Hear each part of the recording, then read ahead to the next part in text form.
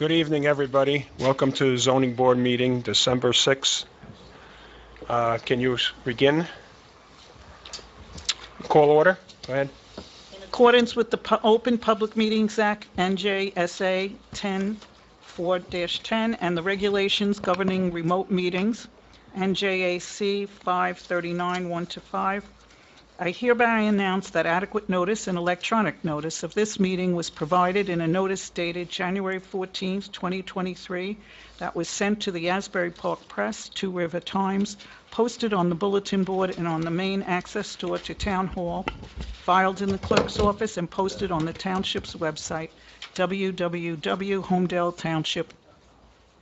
Okay, please stand for Pledge of Allegiance and then remain standing to honor our military, police, and EMS. I pledge allegiance to the flag of the United States of America, and to the republic for which it stands, one nation, under God, indivisible, with liberty and justice for all.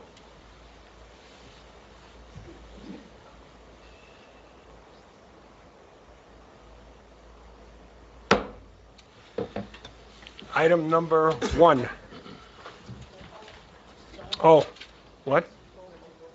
Yeah, oh, yeah, I'm sorry. Roll call. I'm rushing things. Dr. Blumenthal, Here.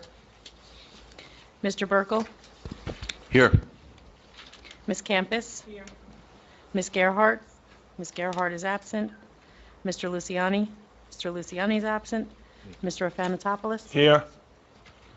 Mr. Giampolo, Here. Dr. Shah. Here.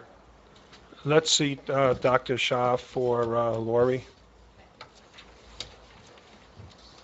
Okay, item number 1.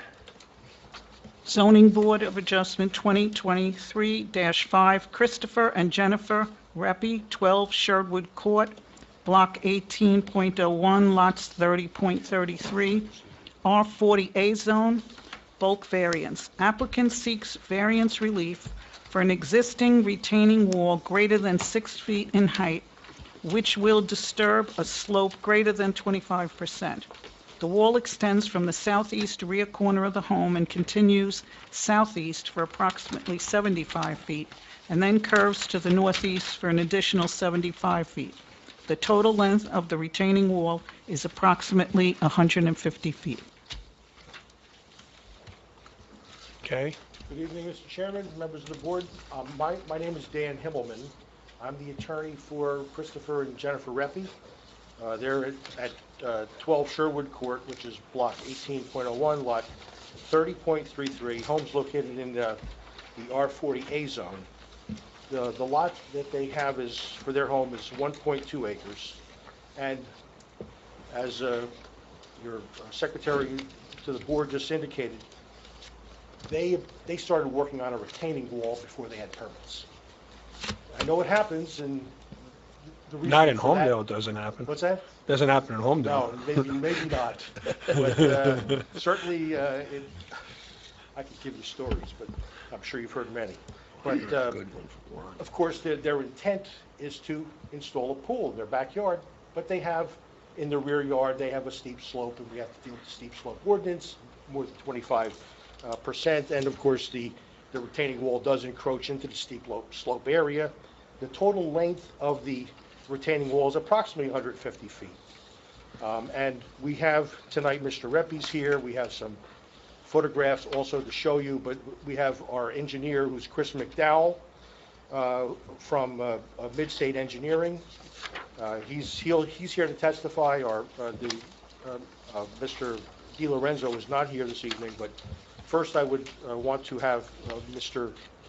McDowell qualified to testify as an expert this evening. You're going to have just the one owner and Yes. Mr. McDowell, so we'll swear them both in now, Yeah. as well as our professionals for the evening. That's fine. Thank you. Just raise your right hand, everyone. Do you swear to tell the whole truth, nothing but the truth, so help you God?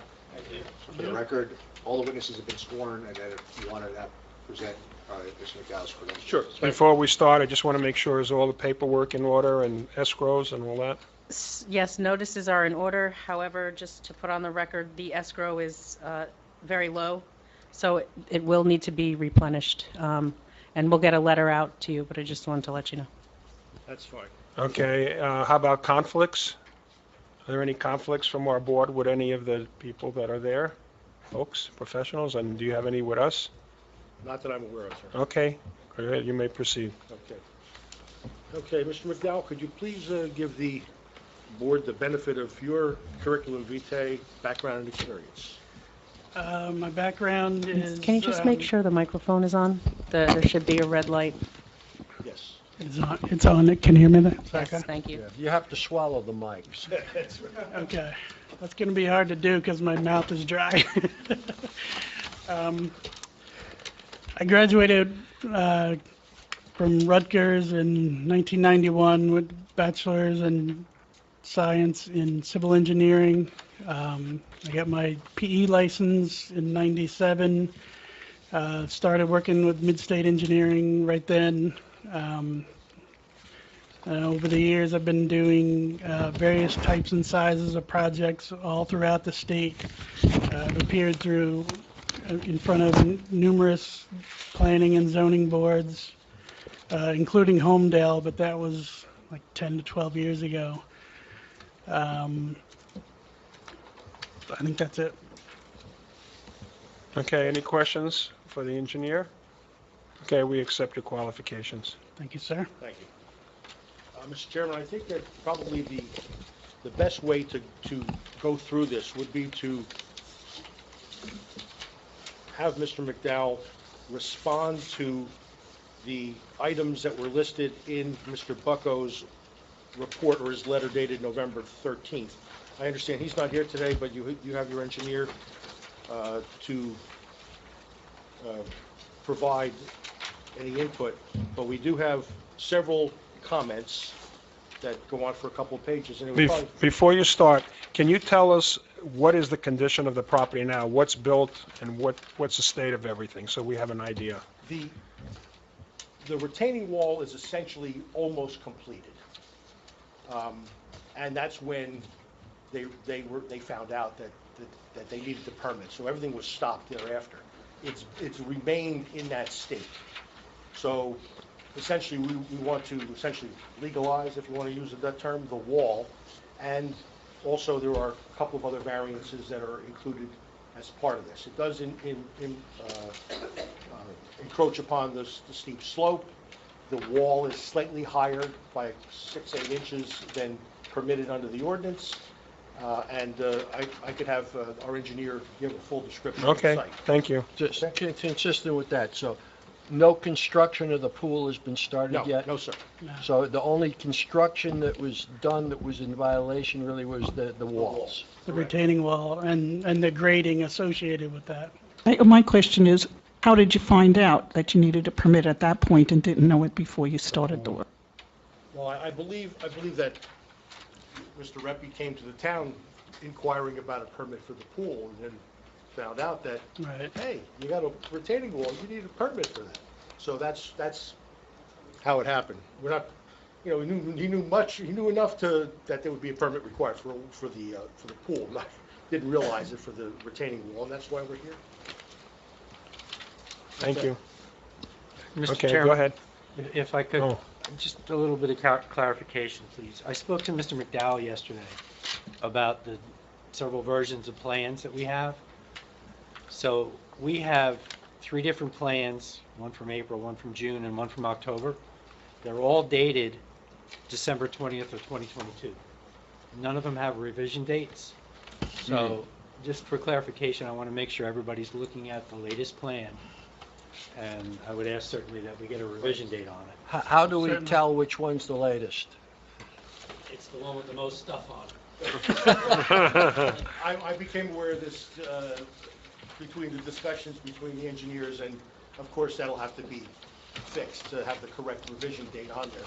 That was the one that was most recently reviewed by Mr. Bucko in his November letter. Should be stamped in October 20th. So Okay. we should all have them. October 20th? Oh, there's a red stamp? I know, Oh, I got, mine says April 14th. I got 2 here. Here, you can have one. All right. The Ralph still used. Well, it might be in this pile of stuff here. Yeah, it's a newer one. Yeah, the newest file from Courtney had the newest plans. There So you go, it's right there. Turn it over. Yeah, it's here. Yep, that's the new one. Okay, I got it. Okay? Does So I've everybody got- have a there's an current plan? extra if somebody needs one. No, we're good over here. We're Everybody's good? good? Everybody good? Yours is It's Como? here. The red stamp, October 20th. All right, Okay, good. thank you, we're all set. Hopefully, we're all looking at the right plan. Right. And I apologize for the mistake as far as that's concerned. Thank you for pointing that out. Okay, Mr. McDowell, could you just give a brief description of the development? So, The development is a single-family home at 12 Sherwood Court. There's a circular driveway, a septic system in the front yard. All the existing utilities are in the front yard. And all the proposed work, including the retaining wall, are proposed in the rear yard.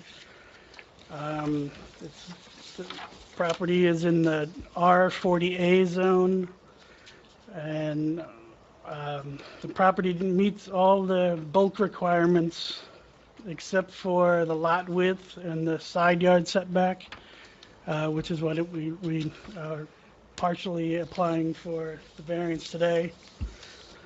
So those were pre-existing conditions? Yes, they're pre-existing conditions, and there's going to be no change as far as those items. So they date from the original subdivision? Yes, yes. So there weren't any prior board actions, nor were there variances granted for them? Not that we are aware of.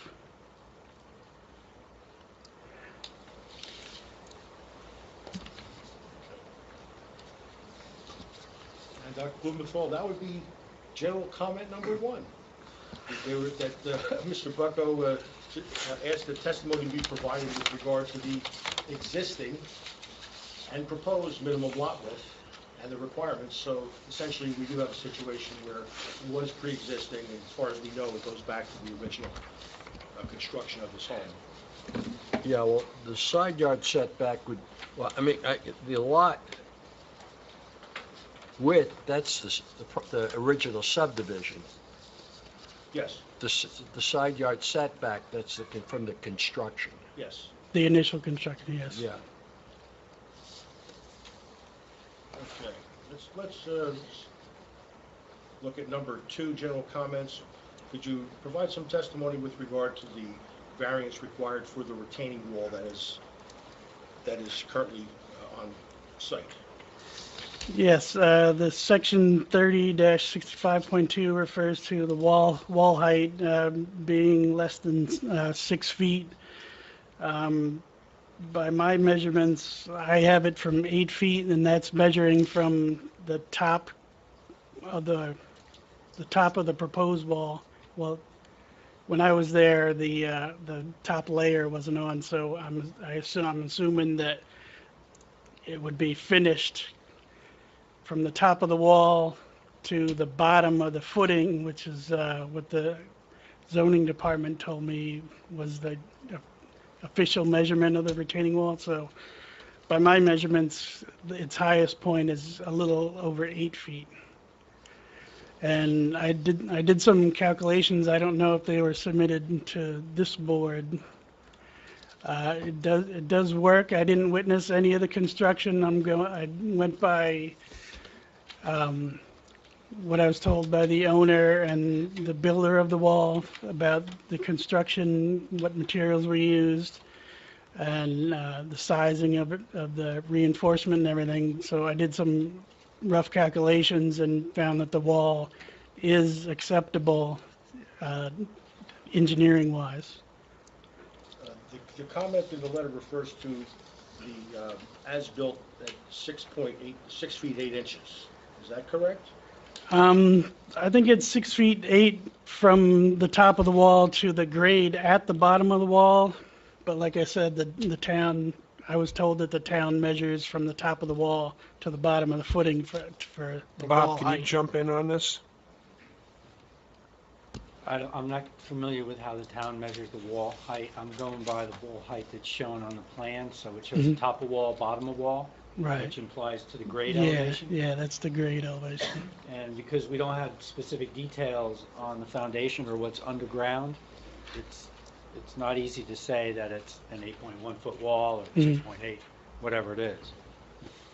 Well, in addition, I think the town has a requirement that any wall is over 3 foot has to have engineering approval prior to construction. Signed and sealed calculations, yes. Et cetera, right. and we do not have We that. do not have that. So that's a step, I think, that has to be handled with the construction office. Yes, I will I have don't to know submit if- those. You're aware of that? Yes, yes. I Okay, will so have to what's the submit status those. of that information? It's in the works. It will be submitted, I guess, as part of this approval, and as part of the So that'll be a special construction condition, permit. Marty. right. Yeah, because normally this board doesn't deal with that kind of detail, but the engineers and Need to know that. the construction officials do. Correct. If it hasn't been submitted, that's a deficiency. Okay, continue.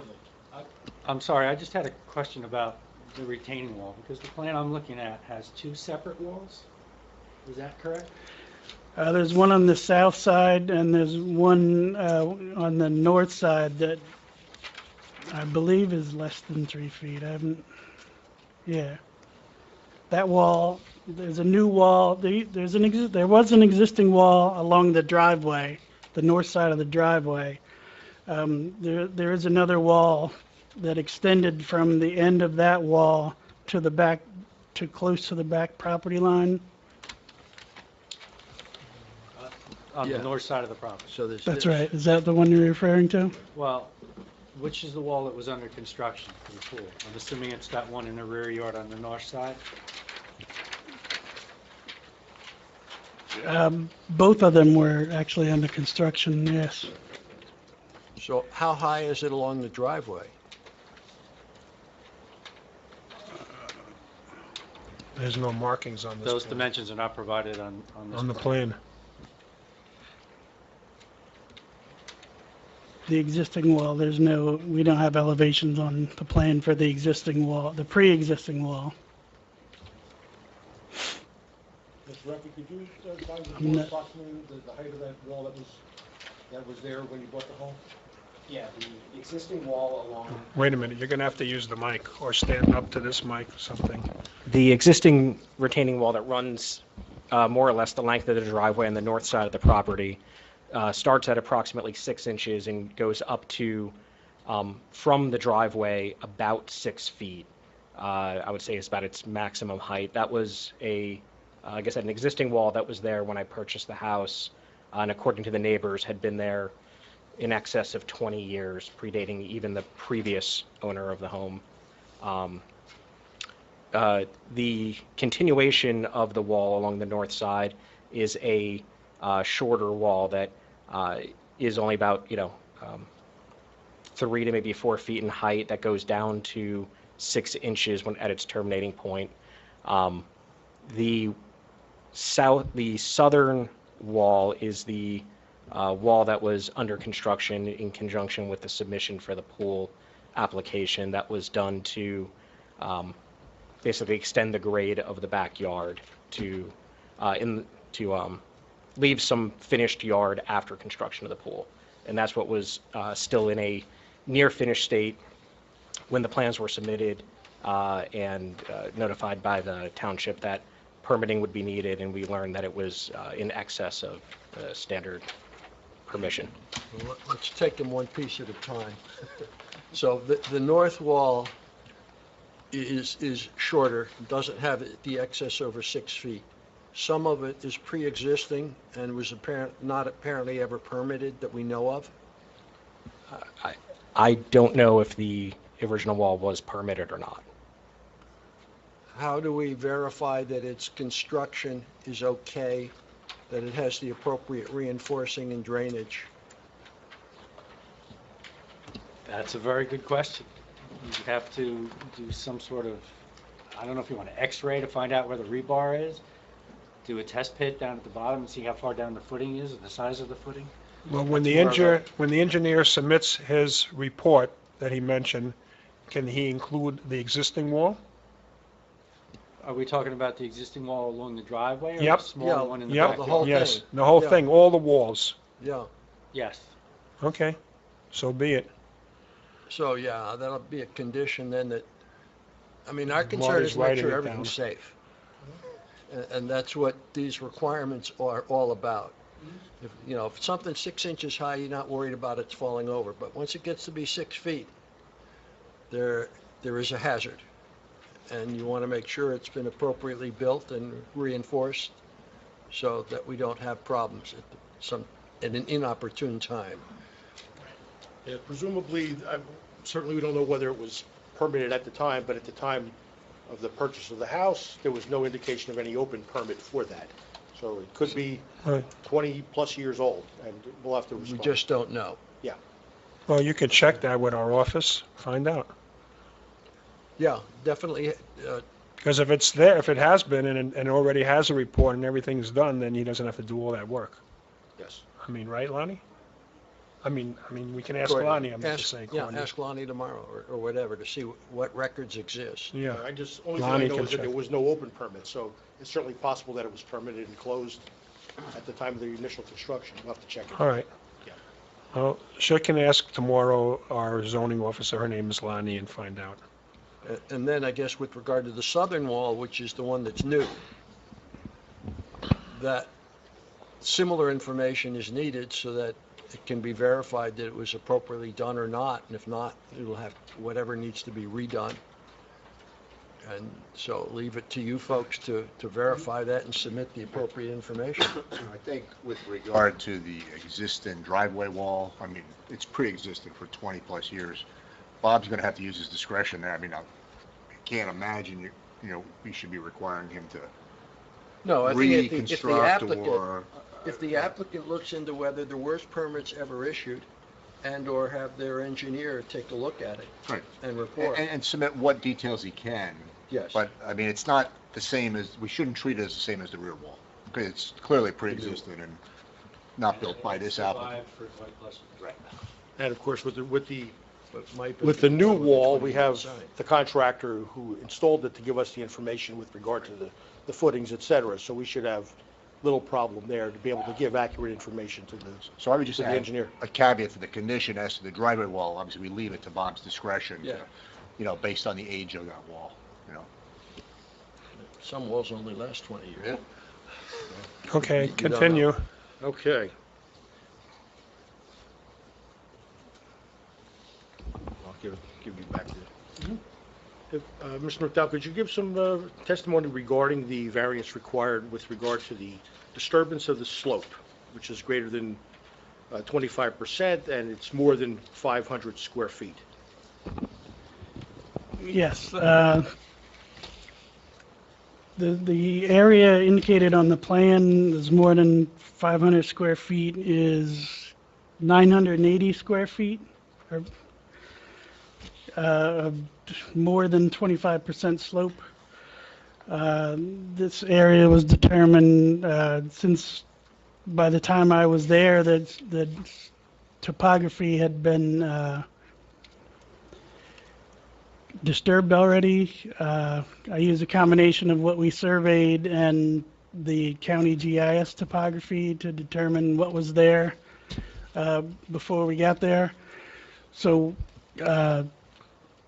the area, that's how I determined the areas for each category of slope difference. And then from there, all the hatched areas indicate which areas were disturbed. So that's how I got the area for the disturbances. With regard to the grading that was done Mhm. at the time, prior to the wall being installed or at the same time, was that a significant area? 980, as far as comparing it to the rest of the steep slope area, it's on the small side. And the areas that were disturbed that are left are less than 25%, especially above the wall, as nearly flat. Below the wall, it's flat for maybe 2 feet from the base of the wall, and then it was graded out into the wooded area. As far as restoring this area, I would recommend either grass seed or some slope protection matting in areas that need that. So would just what you're suggesting be the revegetation plan? Or Yeah, the something else? revegetation for the areas of steep slope that have been disturbed, yes. Okay. Well, I don't want to miss this one. There's one request regarding testimony regarding the existing and proposed lot coverage. Could you address that, please? Well, let's just, if you stay with the steep slope thing, just Sure. looking at the two plans here, both sketches on this one sheet have some contour lines on it. Is that before or after? Because I can't see the height of the wall, which showing a 6-foot jump would normally appear in the change in the contour lines, but I don't see that here. Mm. Yeah, that's pre. So I'm not clear what these contour lines are showing or not showing.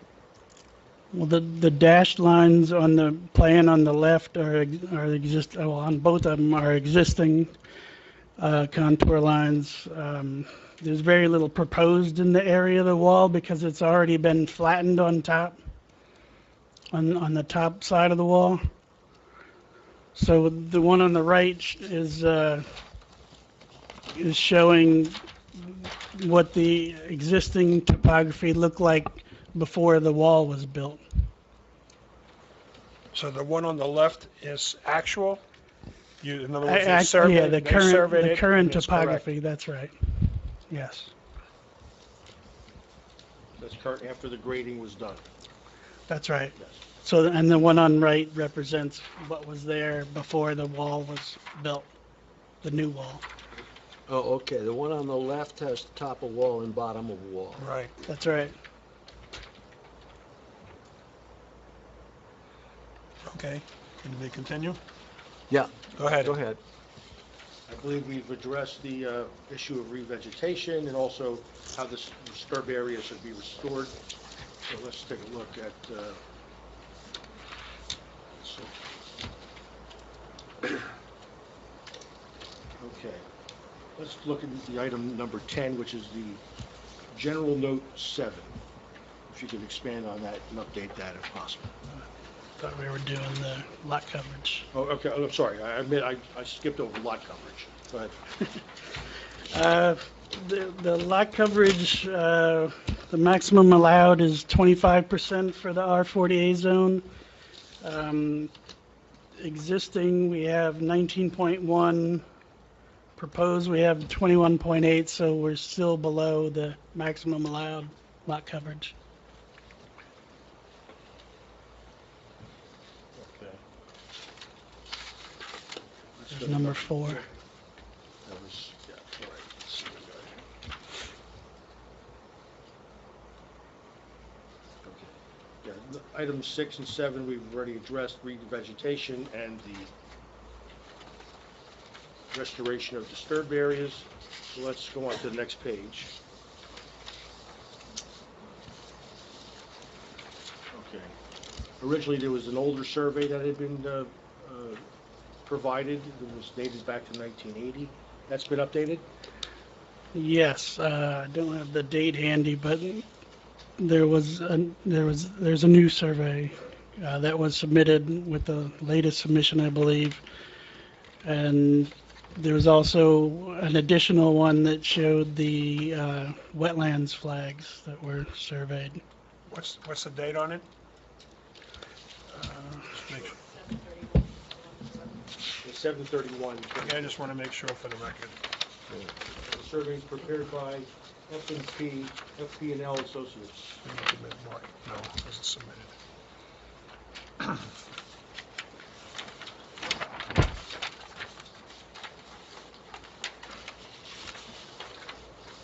Okay.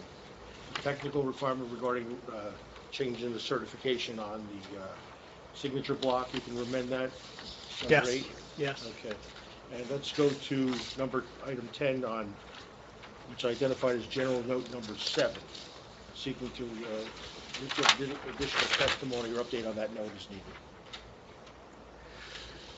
Yeah, note number 7, is it?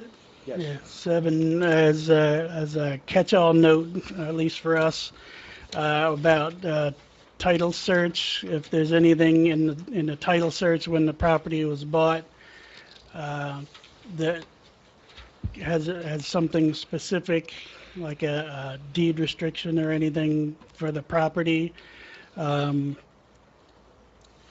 We're not aware of there being one. The owners would have been aware of it when they bought the property. Their attorney would have made that clear to them if there was anything in the title search that affected the property. So, We hope. yeah. Well, I So- did the closing, so I should know, but I don't recall there being So, any restrictions or the like. Okay, let's go on to the issue regarding environmentally sensitive areas, and you just mentioned wetlands, number 11. yes, the homeowners were concerned about the wetlands affecting the project, and I think there may have been a comment on one of the previous review letters about the wetlands. When I first looked at the project, I noted that there were some wetlands indicated on the GeoWeb website, the DEP website. So we had Makafka Environmental Consulting mark off some flags in the wetlands to the south of the property. They wound up being just outside of the property, but Nancy Makafka indicated to me that there probably would be a 50-foot buffer associated with that line if we were to apply to the DP for an LOI. So we're showing that on the plan just as a proof that the retaining wall that was built did not affect the wetlands buffer area, and none of the other proposed actions will not affect that as well. So according to what I see, the line is cutting the corner of the property? That's right, that's right. And the other properties in that area also already have some conservation easements, probably with regards to the wetlands area, the brook. I'm not sure what it's categorized as. I think it's a tributary of the Willow Brook. Okay. So based upon your examination, there would not be any need to obtain an LOI from DEP with regard to this, the distance. If there was a need for it, it wouldn't be an issue for the, what's the word? It wouldn't be an issue for the project being able to move forward. It wouldn't affect any of the aspects shown on the plan. Bob, you could jump in anytime. I was about to. Go ahead. Sure. So back to the wetlands issue. Based upon what you just testified, Mr. McDowell, Mm-hmm. note 15 is no longer valid because that refers to the wetlands line being based on GeoWeb. I'll have to amend that note then, yes. Thanks for pointing that Yeah, out. if we could get that updated. Sure. That's all I have, Mr. Chairman. Okay. Go ahead. Okay. What are we up to now? Item 12. 12. The existing catch basin in the street. Yes, it's shown on the left plan, but not the right, so Fix that as well. that will be fixed, yes. Number 13, testimony regarding pool discharge of means and methods, point of discharge, etc. I'm not sure what type of filter has been decided upon. If it's a diatomaceous earth filter, there's usually a backwash process with that. Normally, we would indicate that that backwash would be discharged into a small seepage pit near the filter. If that's not acceptable, then we would probably use a cartridge type filter. That's, you just remove the cartridge and dispose of it, put in a new cartridge. There's no backwash associated with that as far as the, Well, the water that you drain off the top, if you have a heavy rain, and you got to drain that water, or winter time, and then going into the spring, where is that water going to drain to? we have a note on the plan indicating that that should be discharged through a hose down the driveway to the street. Into the street? Yeah. Bob, comment? Unfortunately, Mr. Chairman, I'm not familiar with pool discharge requirements. Okay. Ralph, you want to say anything about it? I'm not familiar with it either. Well, okay, so I don't want to be the expert witness on this, but normally what we do when in this situation, especially when we're near areas of sensitivity, that a dry well of some sort, or a garden, a wet garden we call it, that you could let the water go into, not just drain into the street. Okay. Yeah, Okay. I mean, you probably want to talk to the construction office And they'll tell you. here as to what their requirements are. In that, depending on which street and where, it may or may not have the capacity, and then our DPW would be unhappy. The other thing is, we get concerned, you don't want to be dumping it onto a neighbor. Right. That's also inappropriate. Right. And so again, it's making sure everything's safe and sound Yeah. is what our concern A is. lot of pools that go in, we either put dry wells or a garden, a wet garden, a little lower area with plants that absorb the water. Mm-hmm. Okay, so. Like a little rain garden. Yeah, rain Yeah. garden. Yeah. So That would you- all come up as part of a construction permit, even if you didn't need any variances. Right. Okay. So talk to the construction department. Yeah, we just don't want the water dumping into the street. Okay. Certainly can't go to And the then obviously it can't go down the hill to the rest of the Right. area. Right. Yeah. That's So try to Yeah. incorporate that on the plan. okay. Note for that? Thank you. Another condition. Go ahead. Okay. Assuming if you were able to obtain the approval today, do you have any idea of the timing of construction when you would plan on doing this work? Chris or Chris? They're both Chris.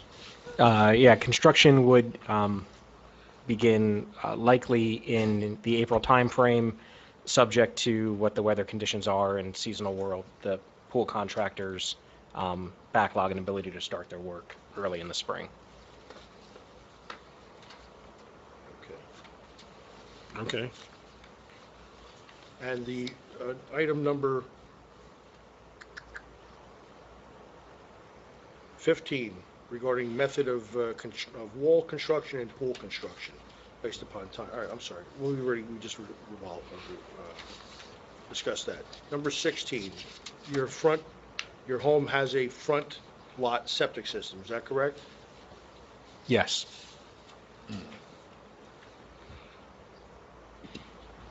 Mr. McDowell, could that be shown on the plan, because it's not shown on what we have here. Another special condition.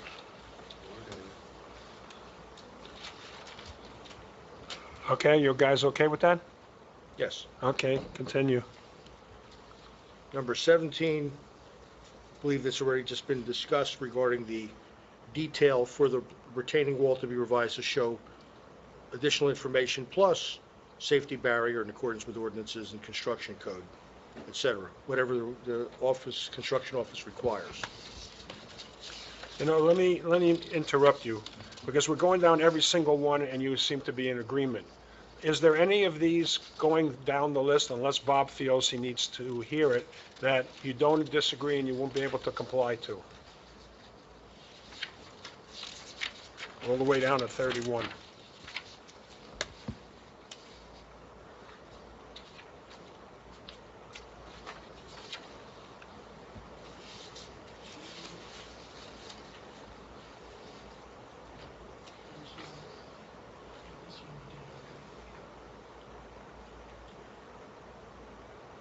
I believe there's nothing that we would have any problem with complying with. Any clarification needed from our engineer on anything that we need to discuss? Otherwise, if Bob doesn't have any comments, we'll assume that this letter is completed. Yes, and of course, I would need our engineer to prepare the conservation easement meets and bounds and get that approved and submit the easement to Mr. Flagler for review. Is that okay with you? As long as you're willing to comply with all these conditions or Certain. updates the plans as recommended by Bob Mullins. Yes. or Bob Bucko. Bob, is there anything you need more testimony on, or are you good with that answer? I think as long as they're willing to comply with each of those comments, we should be fine. Yeah, well, how about with regard to 24, which is the landscaping? This is as much as anything question with regard to buffering. What is proposed in the way of landscaping and revegetation?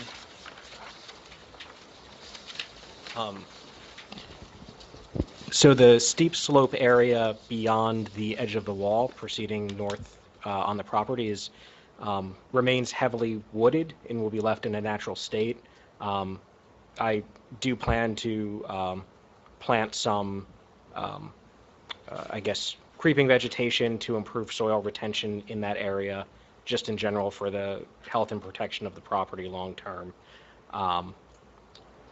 On the graded area, following the installation of the pool and also the fence that, of course, will be required along the top of the wall, and replacing the fence on the northeast corner of the property. My intention is to do a mixture of like seagrasses for privacy from our neighbors to the north, and then maybe something like hydrangea or other ornamental plants along the edge of the wall. Otherwise, grass seed has already been planted along most of the property that's grown in, so most of the leveled area is now grass covered. Okay, are you going to put any of that on a plan when you revise the plan? I can. Yeah. That would be nice. Okay. Bob? I think it's just important to have a record of all of these things. Yeah, Bob, are you okay with that? Yes. Okay. All right, anything else, Bob? No, thank you, Mr. Chairman. Okay, I presume you don't have any comments, right? Nothing for me on Right. this one, thanks. Okay, where do we go from here? Oh, you got questions? No, I was gonna see what's the next step. Item number 5. Okay. Testimony should be provided regarding the denial of application dated November 9th, 2022. The application denied at that. So that was the application for the pool permits that were submitted on that date, and that application was denied because it showed the retaining wall, and that's when it was brought to the attention that the permits were needed for that. And your reason for putting in a retaining wall as opposed to just a fence around a pool? It really was just to expand the usable space of the backyard. That you know, where the pool's being located was already fairly level, but that would have left, you know, only maybe a 20-ish foot barrier until the sleep slope started. And, you know, with small children and neighbors, I could fence the pool itself, but it wouldn't have been feasible to put a fence along the steep slope area and, you know, chasing balls and going down the hill. Yeah, I mean, if the construction hadn't occurred, I might have suggested you do the wall, say, 10 feet further north from where it is to minimize the disturbance of the steep slopes. But if it's already been done, then that's moot. Okay, any other board members have questions on so far what we heard? Okay. Excuse me, Mr. Chairman. The public, I guess, yeah. Is that witness finished? Yes. Okay, go ahead. Just a couple of other housekeeping things that I can go over with the engineer off the record. Okay, I'm going to open it up to the public and see if the public has any questions on the testimony they heard from the engineer today. Anybody in the public have any questions from the engineer? Nope, none said. Continue. Are there any other questions of Mr. Reppy regarding the project? For the board? engineering questions? No, Just- from the homeowner. Oh, the homeowner. I'm asking the board. if Does anybody? think- Jason, you've been quiet today. You know, my concern is just a lot of open items here, and I'd like to see a revised plan with the potential rain gardens we're talking about here. My satisfaction to the testimony on the wetlands issues is not resolved. I'm just not ready to vote yet. Okay. Does any other board members feel that I way? guess what you're getting at is that we often approve things with conditions. Yes. And leave it then for the secretary and the construction office to follow up and make sure all conditions have been satisfied before permits are issued.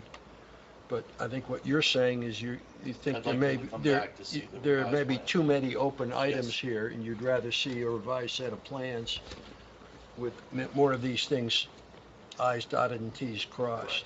Okay, so how do the rest of the board members feel about that? Just chime in a second. So what we've done, subject to the board's approval, is to,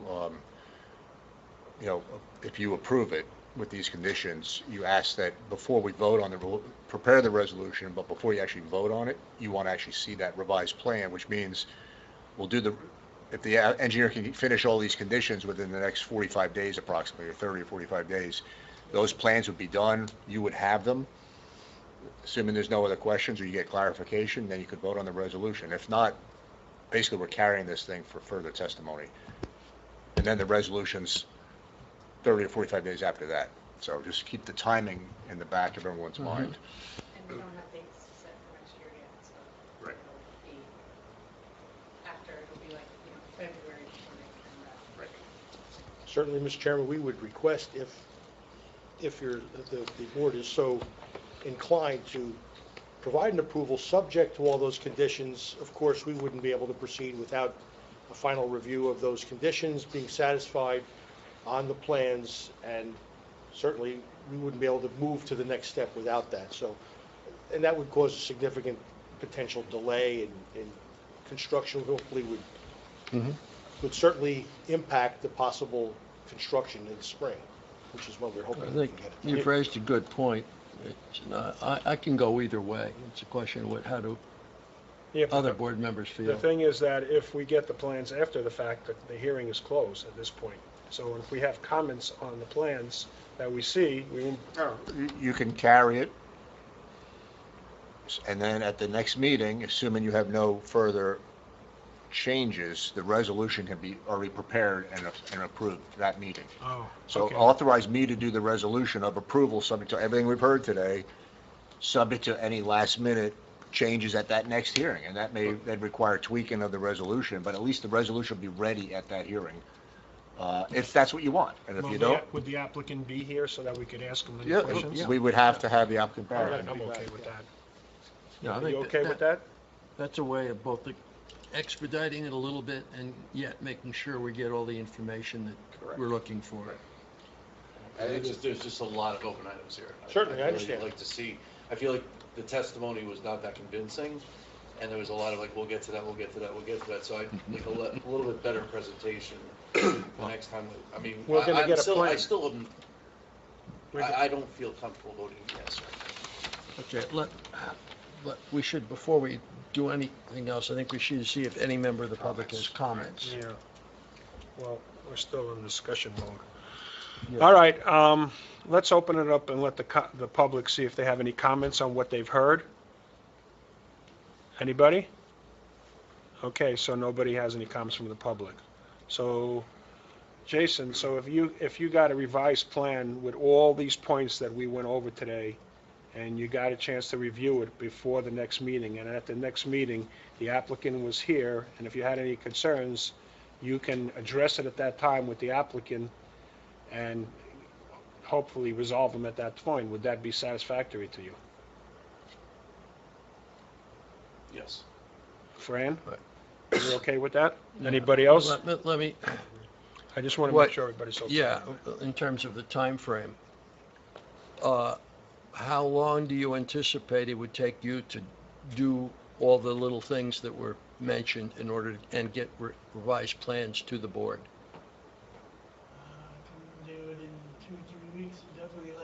45 days. Yeah, well, we wouldn't have a Okay. meeting until January. Yeah, so the applicant's aware, and typically what this board does is not have any public hearings on reorg. So you're talking about the second January meeting, so At the soonest. you'll have 30 days at least to get them done, revised into Bob, at least 10 days before that meeting date. So if the board's in agreement, we would carry this to the reorg meeting. Once the new dates are official, because they're not official until that date, we'll carry it again to that hopefully First second meeting. January meeting or whatever it is, and that's when it will be That's fine. the hearing without further notice to, But we would need those plans at least a week before that time. With a lot more We wanna have, detail on, Of course, we want to have Mr. Buck have the opportunity to review and yeah, yeah. provide And just his a letter. lot more detail on the wetlands issue, on the drainage issue, on where the rain gardens, dry wells. Application. Yeah, exactly. There's just a lot missing here. Understood. So, No, they have the list, and Bob has the In list. that case, let me try to put together a motion to ask the attorney to prepare a resolution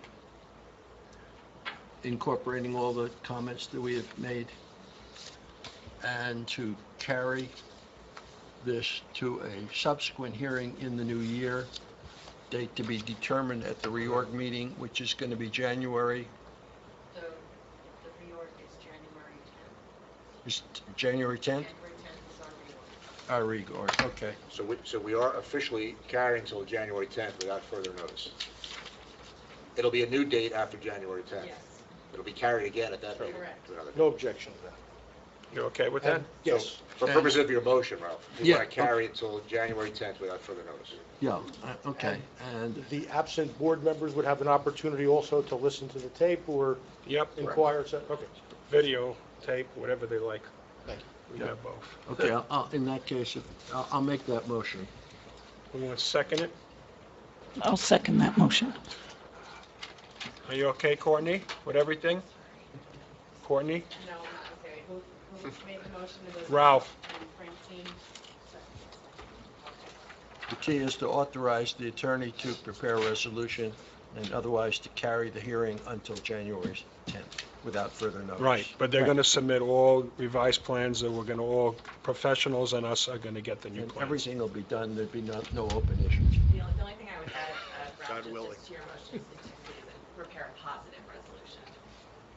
Resolution of Yes, approval. yes, good point.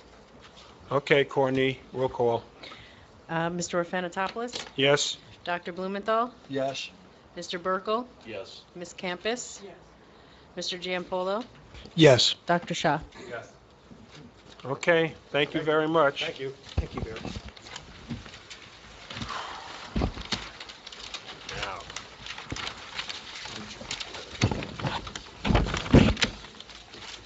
On what? No, you're giving it to Marty?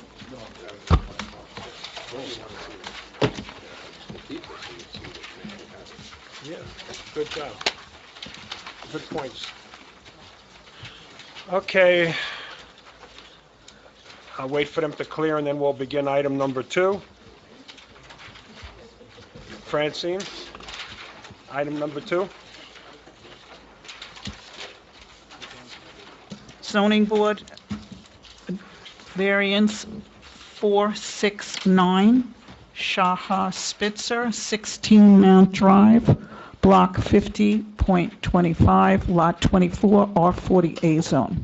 Applicant seeks to construct a 2-story single-family residential dwelling on the subject property, which is a permitted use in the zone. The applicant requires bulk variance relief for the following: deficient lot area, deficient lot depth, deficient lot frontage, deficient lot width, deficient front yard setback. Thank you. For the public, I understand that you're probably here for this application, so there'll be an opportunity for you to ask questions at appropriate times during the hearing. I will recognize you after a professional speaks and allow you to ask questions, but you have to ask it in a form of a question, not as a comment. At the end of the hearing, you'll be able to make a comment as to whatever you feel like before the board makes any kind of a decision. So until then, basically, Just listen and take lots of notes. Before we start, I would like our professionals, because unfortunately my zoning officer couldn't make it here, so I'd like our two professionals to sort of recap what we have in front of us before you start the presentation. Make sure all escrows are in order and. Yeah, well, that was my next point. Conflicts, ask the conflict question. I was going to ask that. Conflicts, do you have any conflicts with any of our board members? Not that I'm aware of. Any board members have any conflicts? Can you tell us the people that are going to be testifying, just to be sure? Good evening, Chairman, members of the board. Dante Alfieri on behalf of the applicant. We have one individual who's going to provide testimony tonight. That's our engineer, Frank Farrell. Okay. All right, so no conflicts. All right, with that being said, Escrow, all of that. yeah, That's she said okay. that was okay. Who's going to go first? Kate? I will. Okay, Sure. go ahead, Kate. Okay. Use the mic so everybody can hear. Absolutely. Okay, good evening. As you all are aware, this is an application to construct a new single-family dwelling on an existing vacant lot that is undersized. So I'm just going to briefly go through kind of the history of this lot because we looked into it when this application came in because it's kind of a unique piece of property. This lot, which is known as Block 50.25, Lot 24, aka 16 Mount Drive, was originally created as part of a subdivision in 1963 and amended in 1965, which was known as Overlook Heights. At the time, this was the lot was created. It was about. What do I have in the report? It was a little over an acre at the time it was created. It was not developed at that time. Several years later, an adjacent subdivision was approved, and that is known as Crestview at Holmdel. These are both snippets of these in my report under figures 1 and 2. At the time when Crestview at Holmdel was developed, that was developed by a totally separate entity than had done the previous subdivision, and a connection was needed between the two developments, basically leading back out to Telegraph Hill Road. So the exact details of whether Ravine Place was initially planned, how it came to be, all of that have been lost to time to the best of our knowledge. But essentially what happened is that Ravine Place was dedicated as a right-of-way, and this lot was essentially, the initial lot was cut in half. So, or maybe I would say 2/3 and 1/3. So if you look at, for example, the key map on the plan you have today, you see this lot, which is at the northeast corner of that intersection, which now measures a little under half an acre. And then you also see an even smaller lot at the southeast corner there. So those were initially one lot, and Ravine Place cut through those in circa 1968. Since that time, these lots have had a kind of interesting history, and this is based on my review of the county deed search, county subdivision maps, township tax records. Neither of these lots have ever been developed. The one to the south is clearly, too small to accommodate a home, essentially, at least in this location. But there's also been some kind of interesting changes in title. There's been, I think the title has been kind of gone through various entities. It's been the subject of tax liens and tax sales, and so, but the crux of it is that regardless of, kind of trying to trace how this came to be, this is a legal lot that was established prior to what's the date in the ordinance? 1980, October 31st, 1986. And because of that, back to the 60s, this is a legal non-conforming lot.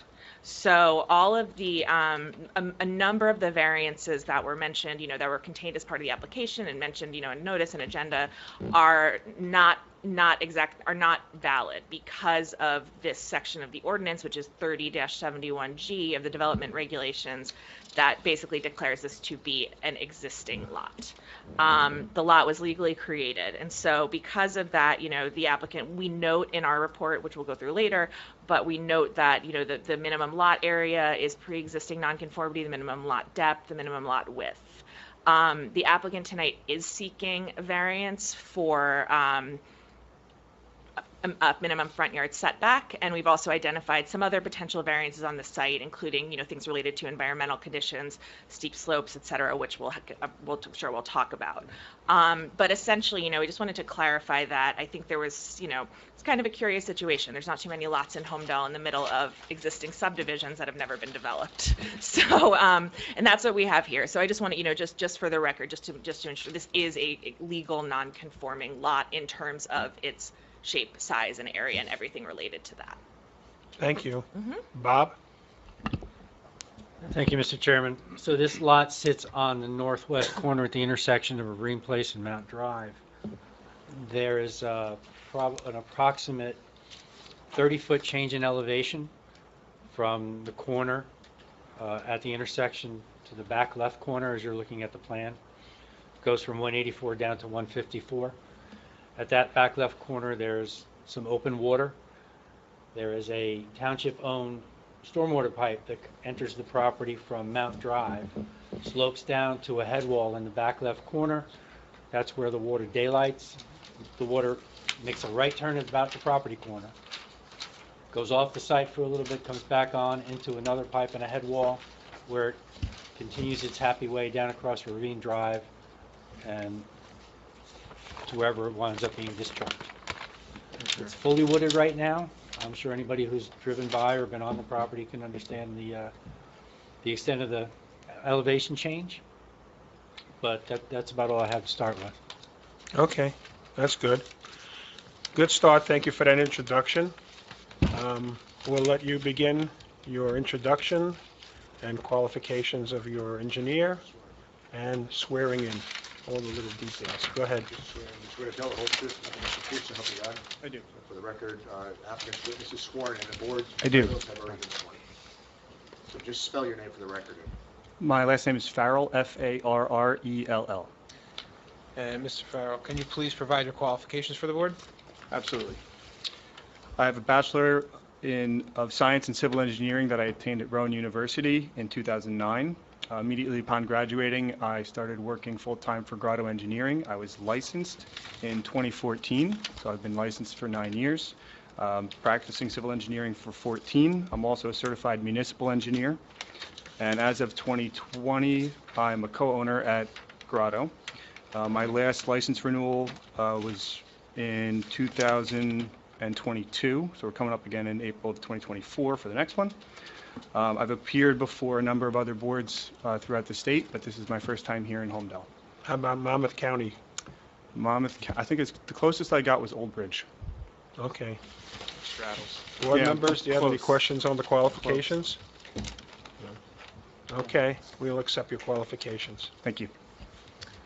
So we appreciate the board's professionals kind of putting a little history as it relates to the site itself. As your board's professionals noted, this is a isolated, undersized lot. Part of the requirements with regards to a undersized, isolated lot is to provide a buy-sell notice to adjacent property owners, which I would like to enter into the record. We did provide notices to the 2 adjacent parcels. One of the individuals responded back that they were not interested in purchasing or selling property to try to make this lot into conformity with what the zoning standards are, and the other one we did not receive a response to. So I don't know if you want to mark them in as exhibit. I left stickers there, if you want to Oh, cool. start. and then we'll just A1 get it. A1? Okay. for both. For both? Yeah. Okay.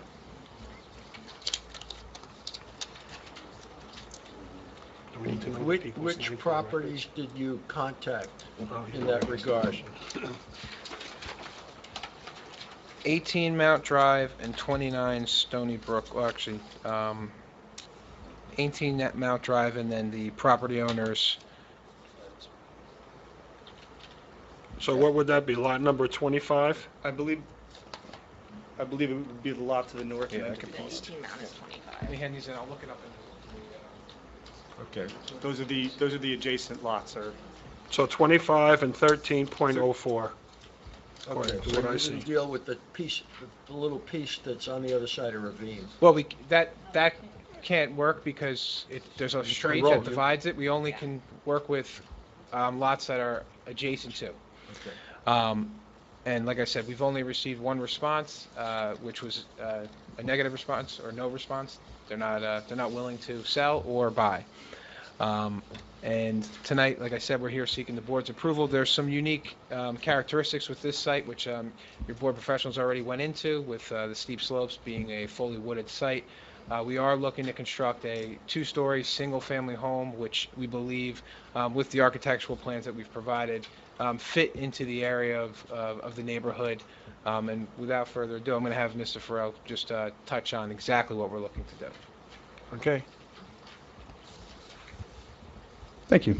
So to go through the specifics on some of the zone requirements, we have a minimum lot area of 43,000 square feet, whereas the existing lot is 20,792 square feet.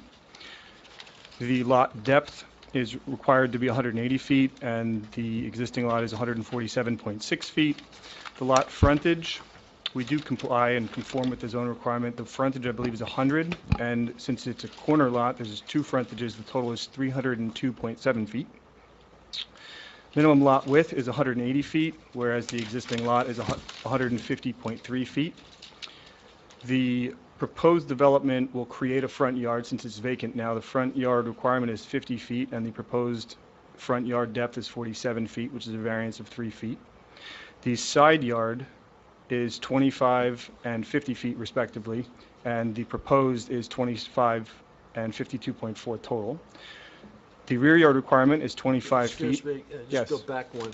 Sure. With regard to the front yard one, Yes. does that take into account the front porch? It is measured to the face of the building exclusive of bay windows and eaves. Yeah. Sorry, go ahead. I would just note, it's noted in my letter, but this, a lot of towns do have exceptions for things like that. The Holmdel ordinance does not. Okay. So a somewhat greater variance is required. Yes, it should be. I measured it kind of crudely myself. It's about 6. It looks like about maybe an extra 6 feet, but it should be measured to the kind of the edge of where the steps and the columns are, I believe. That would be the front edge of the, well, where the columns are. I would agree with your assessment that that's about 6 feet. I believe that would revise the variance, or the front yard setback rather, to 41 feet rather than the reported 47. I'll make a note of that.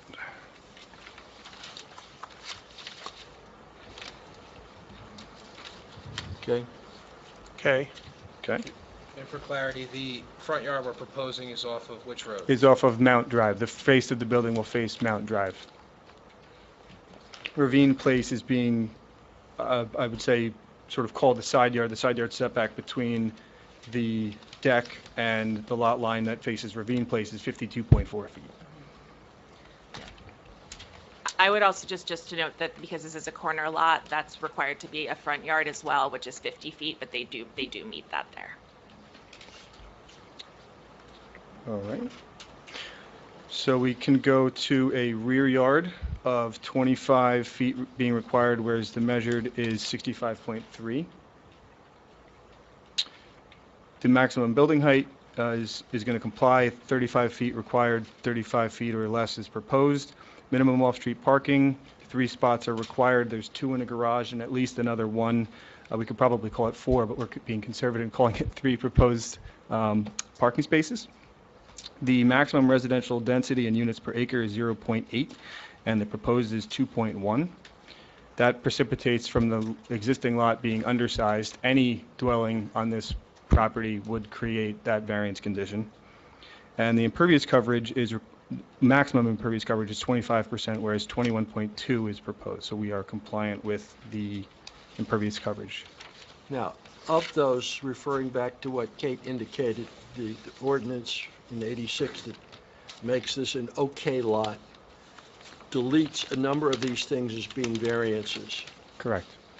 But the front yard setback is still an open issue. Correct. Anything relating to new construction, yes. Okay.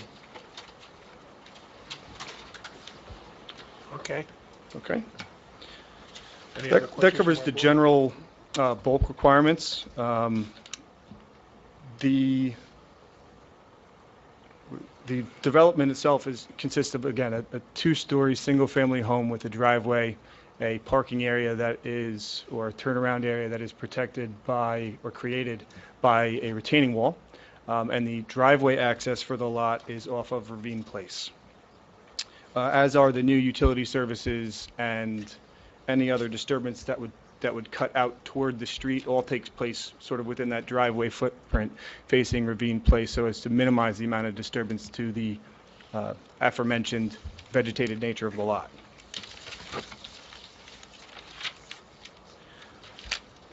As far as landscaping for the development is concerned, the existing trees are to remain where they do not conflict with the proposed construction. The limit of disturbance and the area where trees would be cleared would be shown on the existing conditions and tree removal plan, which is sheet 2. If you'd like, I can refer to it on the plan that I put up here on the easel. Which are the same as the previous? It's exactly the same as, yes. I didn't edit them, alter them, color them, or enhance them in any way. So that if you'd like me to mark it as an exhibit, I can, but they're literally the same plan that you have in front of you. Okay, I was hoping. Okay. In addition, for landscaping, there are planting beds proposed along the foundation of the dwelling that faces Mount Drive. That would be typical of a residential home. They would be small planted beds that are immediately in front of the home, that front bay window and whatnot. I will note also that as far as landscaping and vegetating and screening is concerned, while the measured setback is more accurately 41 feet, that 41 feet is mostly still wooded. Most of those trees and that screening and that natural vegetation that's there today will remain. In addition, the proposed first floor elevation for the home, as was brought up by your engineer, there's a 30-foot grade difference. So the first floor of the home is about 5 feet below the street level. And these are all things that are going to enhance this development's ability to sort of meld well with its neighbors in the community. From a stormwater management standpoint, because this is new construction on an undeveloped lot, there is a drainage basin that consists of 58 linear feet of 30-inch diameter pipe. I'll discuss this in a little bit more detail later. I believe that there's a comment in your engineer's review letter that will drive this home. But the short version is the post-development runoff does not exceed the pre-development runoff, and the site is not otherwise considered a major development. I believe we're compliant with the stormwater management ordinance, and I can provide, as is asked for in the engineer's letter, we can provide an enhanced drainage report, details, drawings, et cetera, to demonstrate that. But the system is designed in accordance with mitigating the 2, 10, and 100-year storms. The utilities, I believe I covered. We're trying to minimize the amount of disturbance, minimize the amount of clearing, and provide a single-family home on a lot that is kind of encumbered by various issues here. I believe we've discussed the variances in enough detail. And you've reviewed the Collier engineer letter dated October 24, 2023. I have. And do you have any issue with complying with any of their comments? For the most part, no. I can save us a lot of time and just touch on a couple that I believe require a little bit of discussion or clarification. And obviously, if there's any questions or additional testimony you'd like, I'm here. So if you'd like me to just go through the couple that I think that need to be discussed, would that be appropriate? Okay. Yes. All right. So I'll start off with 1C. You got me. It's not a proposed one-story dwelling. It is in fact a two-story dwelling, one-family residence or single-family home. Will modify the title block on every sheet to reflect the proposed development accurately. Under item 3A, which for everyone's benefit is on page 5 of 7 of the engineer's October 24th, 2023 report, indicates that The applicant is proposing a 12-foot high retaining wall with fencing in a steep slope area along Ravine Drive. If approved, signed and sealed plans shall be prepared by a professional engineer in the state of New Jersey for a review. We would ask that that be made a condition of approval should the board choose to act favorably. Okay. Hey, Bob, The- just jump in anytime you need to. Okay. Again, for the most part, I believe that we can comply with or provide the information being requested in these comments. I will jump right to, I believe, 8B, which is the steep slope. The engineer's report accurately indicates that we need relief from this ordinance. The site, I'm actually going to flip this easel here to the sheet, if you can see it.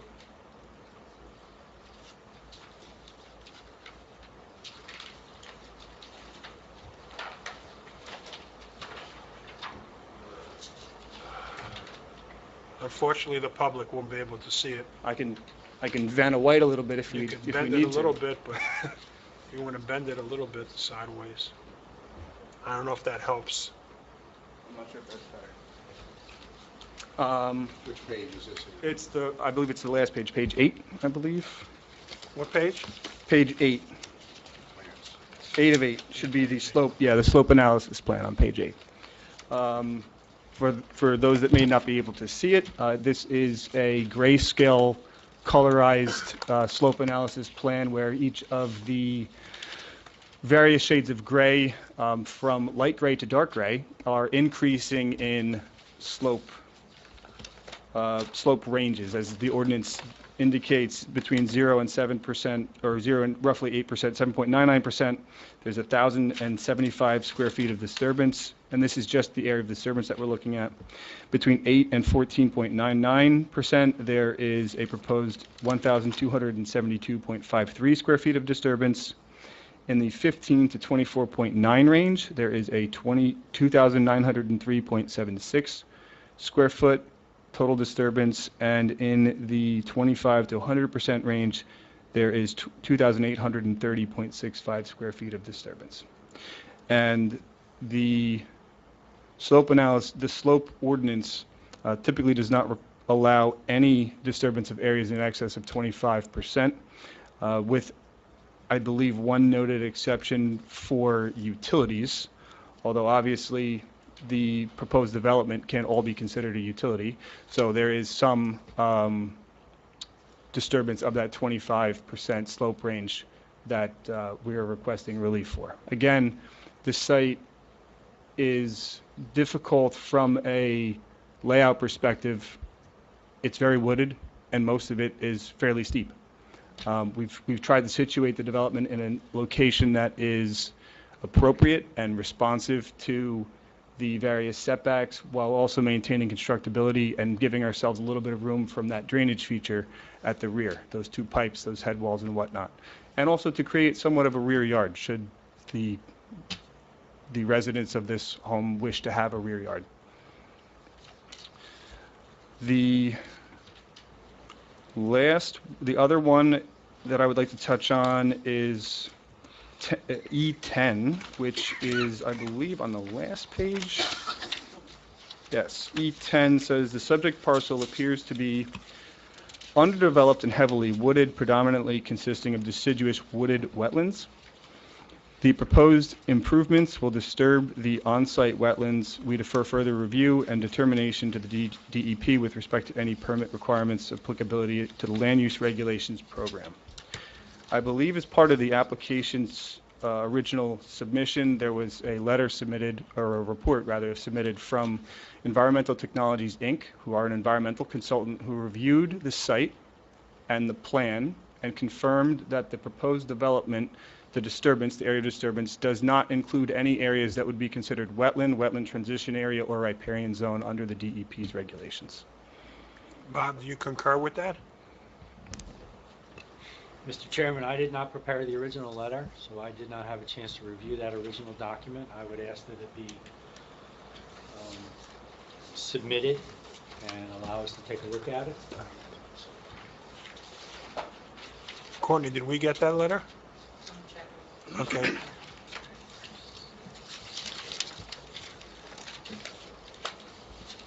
I believe that the cover letter of the October 24th engineer's report indicates that it's the fourth bullet, wetland transition area riparian zone investigation report prepared by David Kruger, PWS, CWD of Environmental Technology, Inc., dated October 4th, 2022.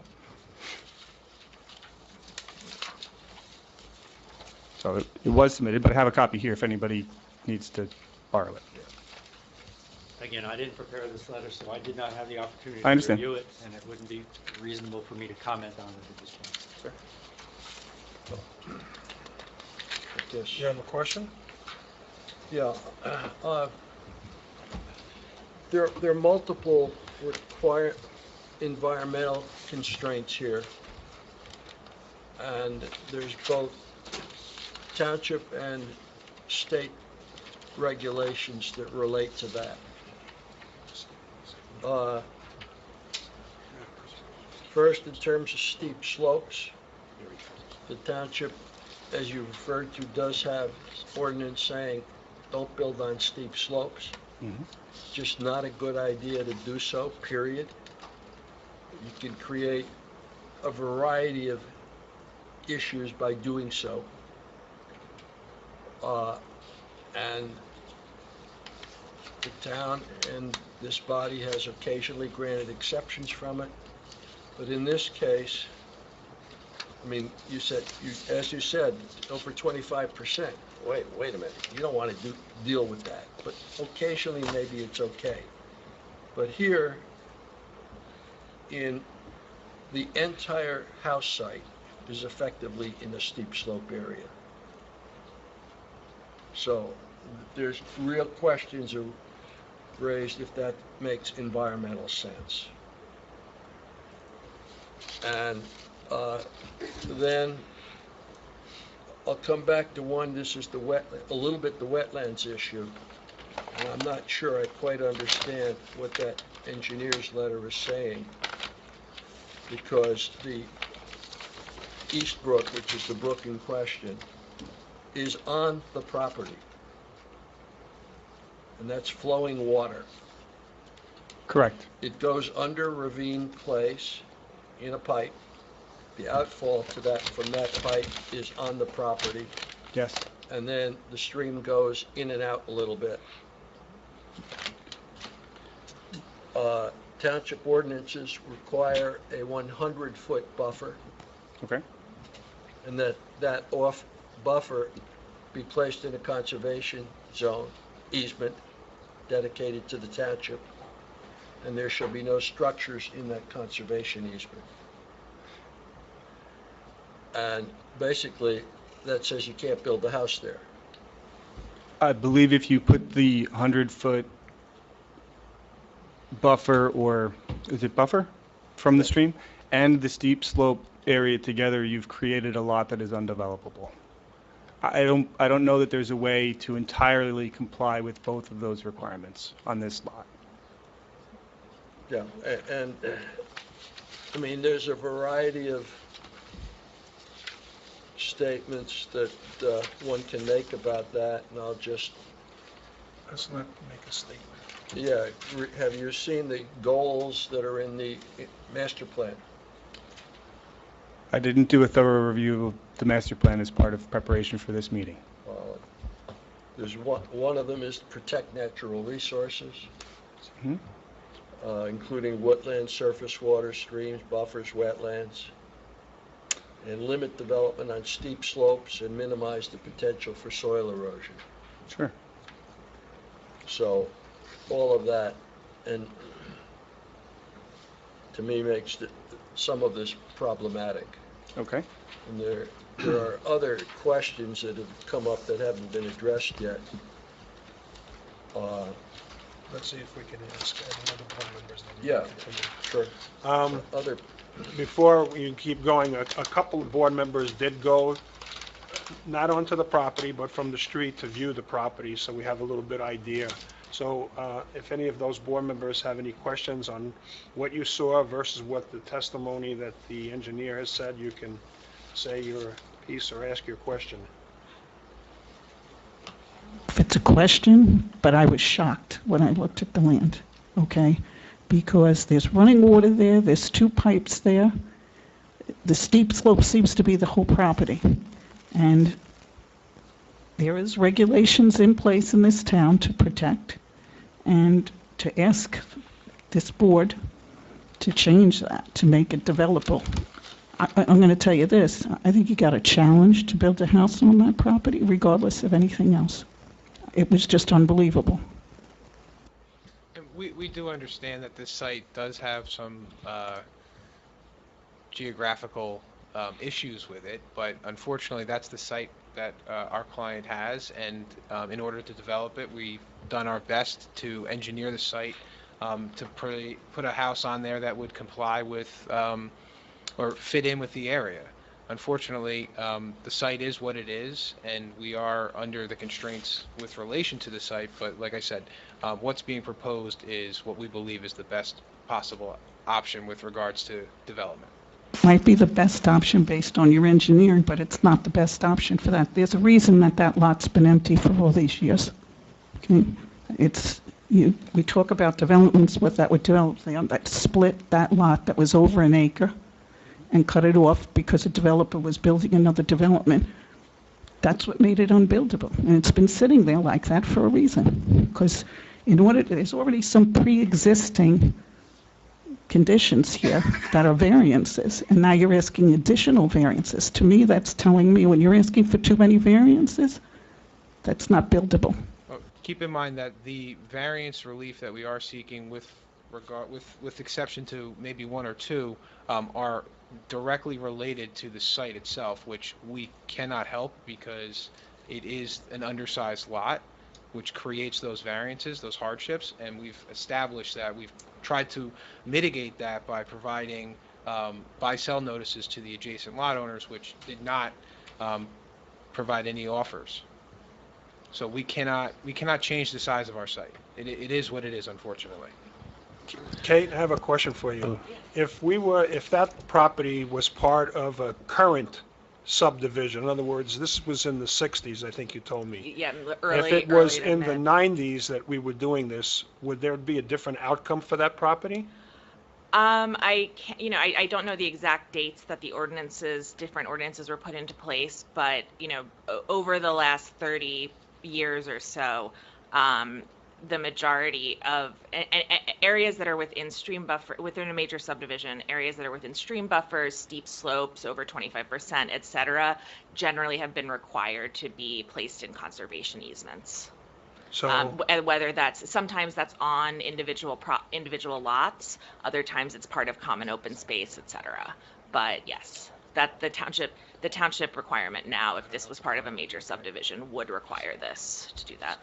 but today, presently, it's existing, as you said earlier in your statement, it is a legal lot. It is a legal non-conforming lot. And, I just want to clarify what Mr. Alfieri just said is that, the pre-existing conditions are, they're not technically variants. I just want to be clear with that. This lot is the size that it is. It's gotten that way over the years.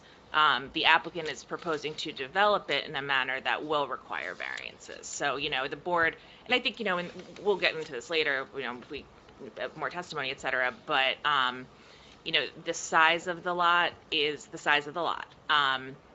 And, you have to look at what's being proposed and how that can fit with the size of the lot, not necessarily saying like, oh, this lot doesn't meet the criteria for the R40A zone. That's not something that should be part of your consideration.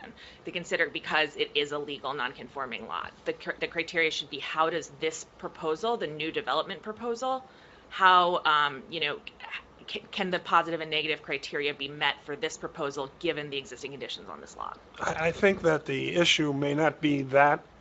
I think the issue is all environmental, probably for most of us here. Well, I'm not that's sure. part of it. That's what I mean. Yeah. Yeah, I think that's the main concern. Yep, absolutely. Because obviously in the 60s, they left that lot undeveloped for some reason, and it's been like that all these years. So now I understand, whoever the property owner is that purchased it and wants to do something with it, but I don't know what the answer is here, but I don't know how you can address all these issues that we already brought up, and there's more. I mean, other members haven't gotten a chance Sure. to speak yet.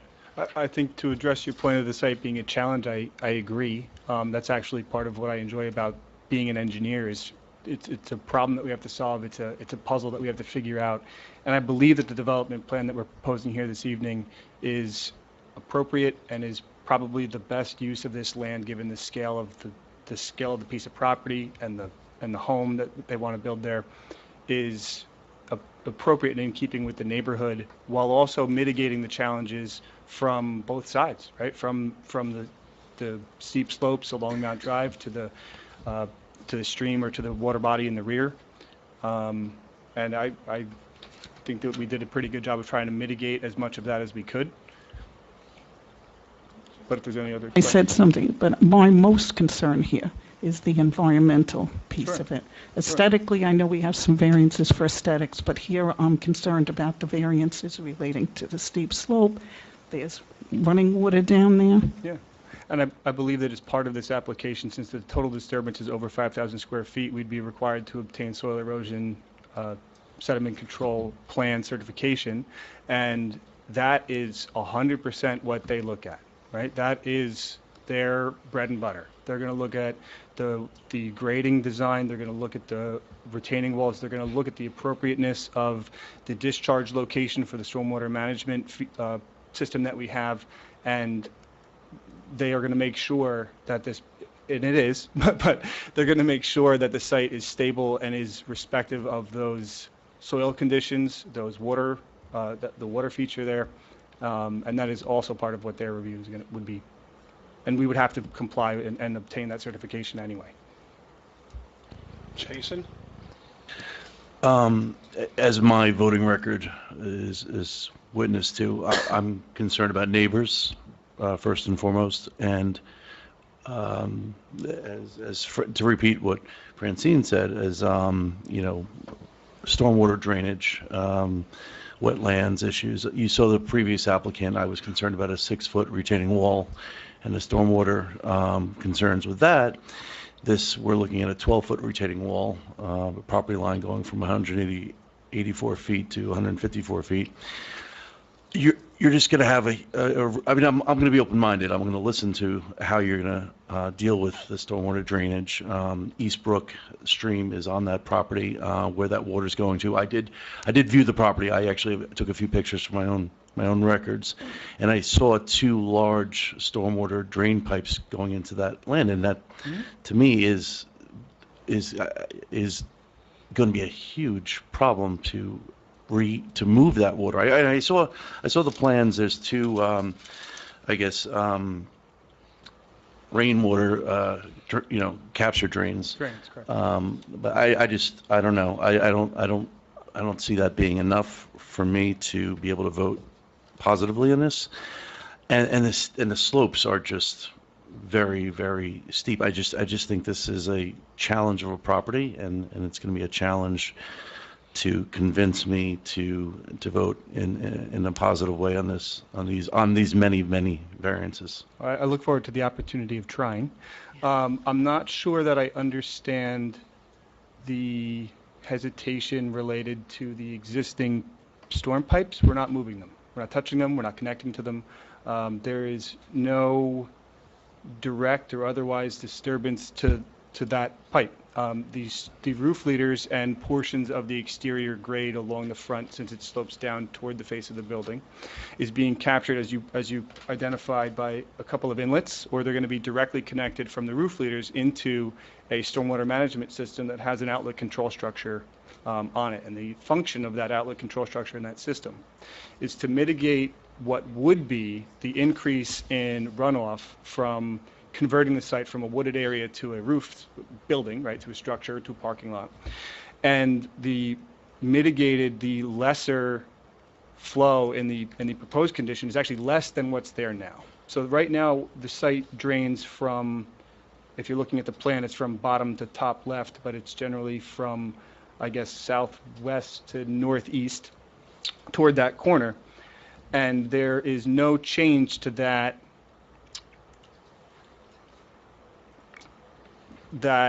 direction, and there's also no increase in flow. So the neighbors, I believe, would see very little, if any result in a change in stormwater management or stormwater runoff or what have you, any of the other issues that may come up with runoff, because we've already designed a system here that's going to handle that.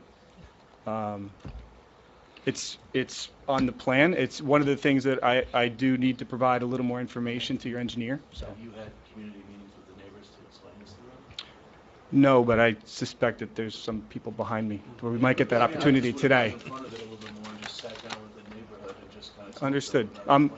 I'm the engineer designing the plan. I will answer questions, provide testimony, whatever. We'll get to that needs to happen. point. Fair enough, fair enough. Now, let me see any other comments Mr. from other Chairman, board can- members first. Yeah, Hold I on. just want to ask Bob. Oh, wait, Kate. Can I just ask a question of the engineer? So just there, we're talking about drainage, and this is not, I usually leave this to this gentleman. But there is an existing township drainage easement on the property, Correct. correct? Okay, Yes. 'cause that's shown on the tax maps. And so that's the 15 feet closest to the northerly property line. Correct. Where that pipe is. Okay. So, you're proposing, have you been in contact at all with the township engineer, director of infrastructure, anyone like that to discuss any of it? Did they have any comments on these plans? I'm not sure if I saw anything from Victor. I'm not sure if we had any direct contact with them. One of the early submissions, this started as a plot plan, one sheet, I believe, maybe three. And one of the conceived ways to deal with stormwater management was to discharge it directly into that pipe. There's a pipe there, put the water in the pipe. That's where water goes. But understanding that it's part of a bigger system, now that we've vetted this a little bit more, we feel that a better approach is to provide a separated discharge location at grade, so it's going to discharge to the same spot that it would have gone previously rather than directly into the pipe, which maintains the runoff characteristic for the area. The water drains naturally still in the proposed condition down toward that northeastern corner of the property. Bob, you have a comment on what he just said? It appears as though you're capturing the roof runoff, and I'm not sure how you're capturing the driveway runoff. Okay. How is that picked up? The drainage analysis looks at the site as a whole, and the drainage report that was submitted with this application was fairly austere, as there's a number of comments that's asking for additional information, and I believe that I would be able to respond to that by providing I can provide a drainage map, an area map, and describe where these different features drain to.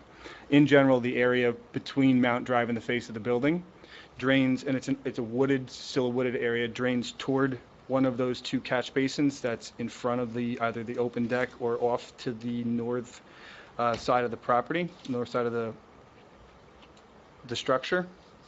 And there is, again, a 30-inch pipe there that is acting as a storage chamber and outlet control structure at the downstream end. I can absolutely provide additional information, drainage area maps, routing calculations, et cetera. That would go, I think, go a long way. And I'm asking specifically about Sure. the driveway. So the driveway goes from 174.05. Oh, correct. Take it sidewalk down to 168 at the face of what I assume is the garage. correct. But I don't The- see how that water gets into either of those inlets. The driveway area there does not. That's fair. The driveway area there drains back to a point. There's a flow arrow. I can enhance this on a potential drainage area map. But there's going to be an opening in the, I'll call it curb, right? So I'll say on the north side of the driveway entrance, there's a proposed concrete curb. On the south side, there's more of a wall that varies in height. But on the north side, there's going to be a curb, and the driveway will generally sheet flow off into the proposed swale, which is really a natural area. That's a swale now. I'll point at the slope map here. So that's right about at the base of that staircase? Correct. Yes, it's generally at the base of the staircase. So that's something else that I'm sure freehold soils would want to look at as far as stability. Absolutely. That entire swale is going to it's going to see a lot of wood.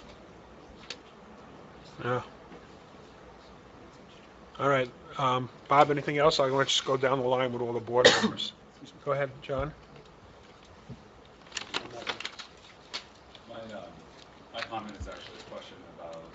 Keller's document here, point number 7 on the last page.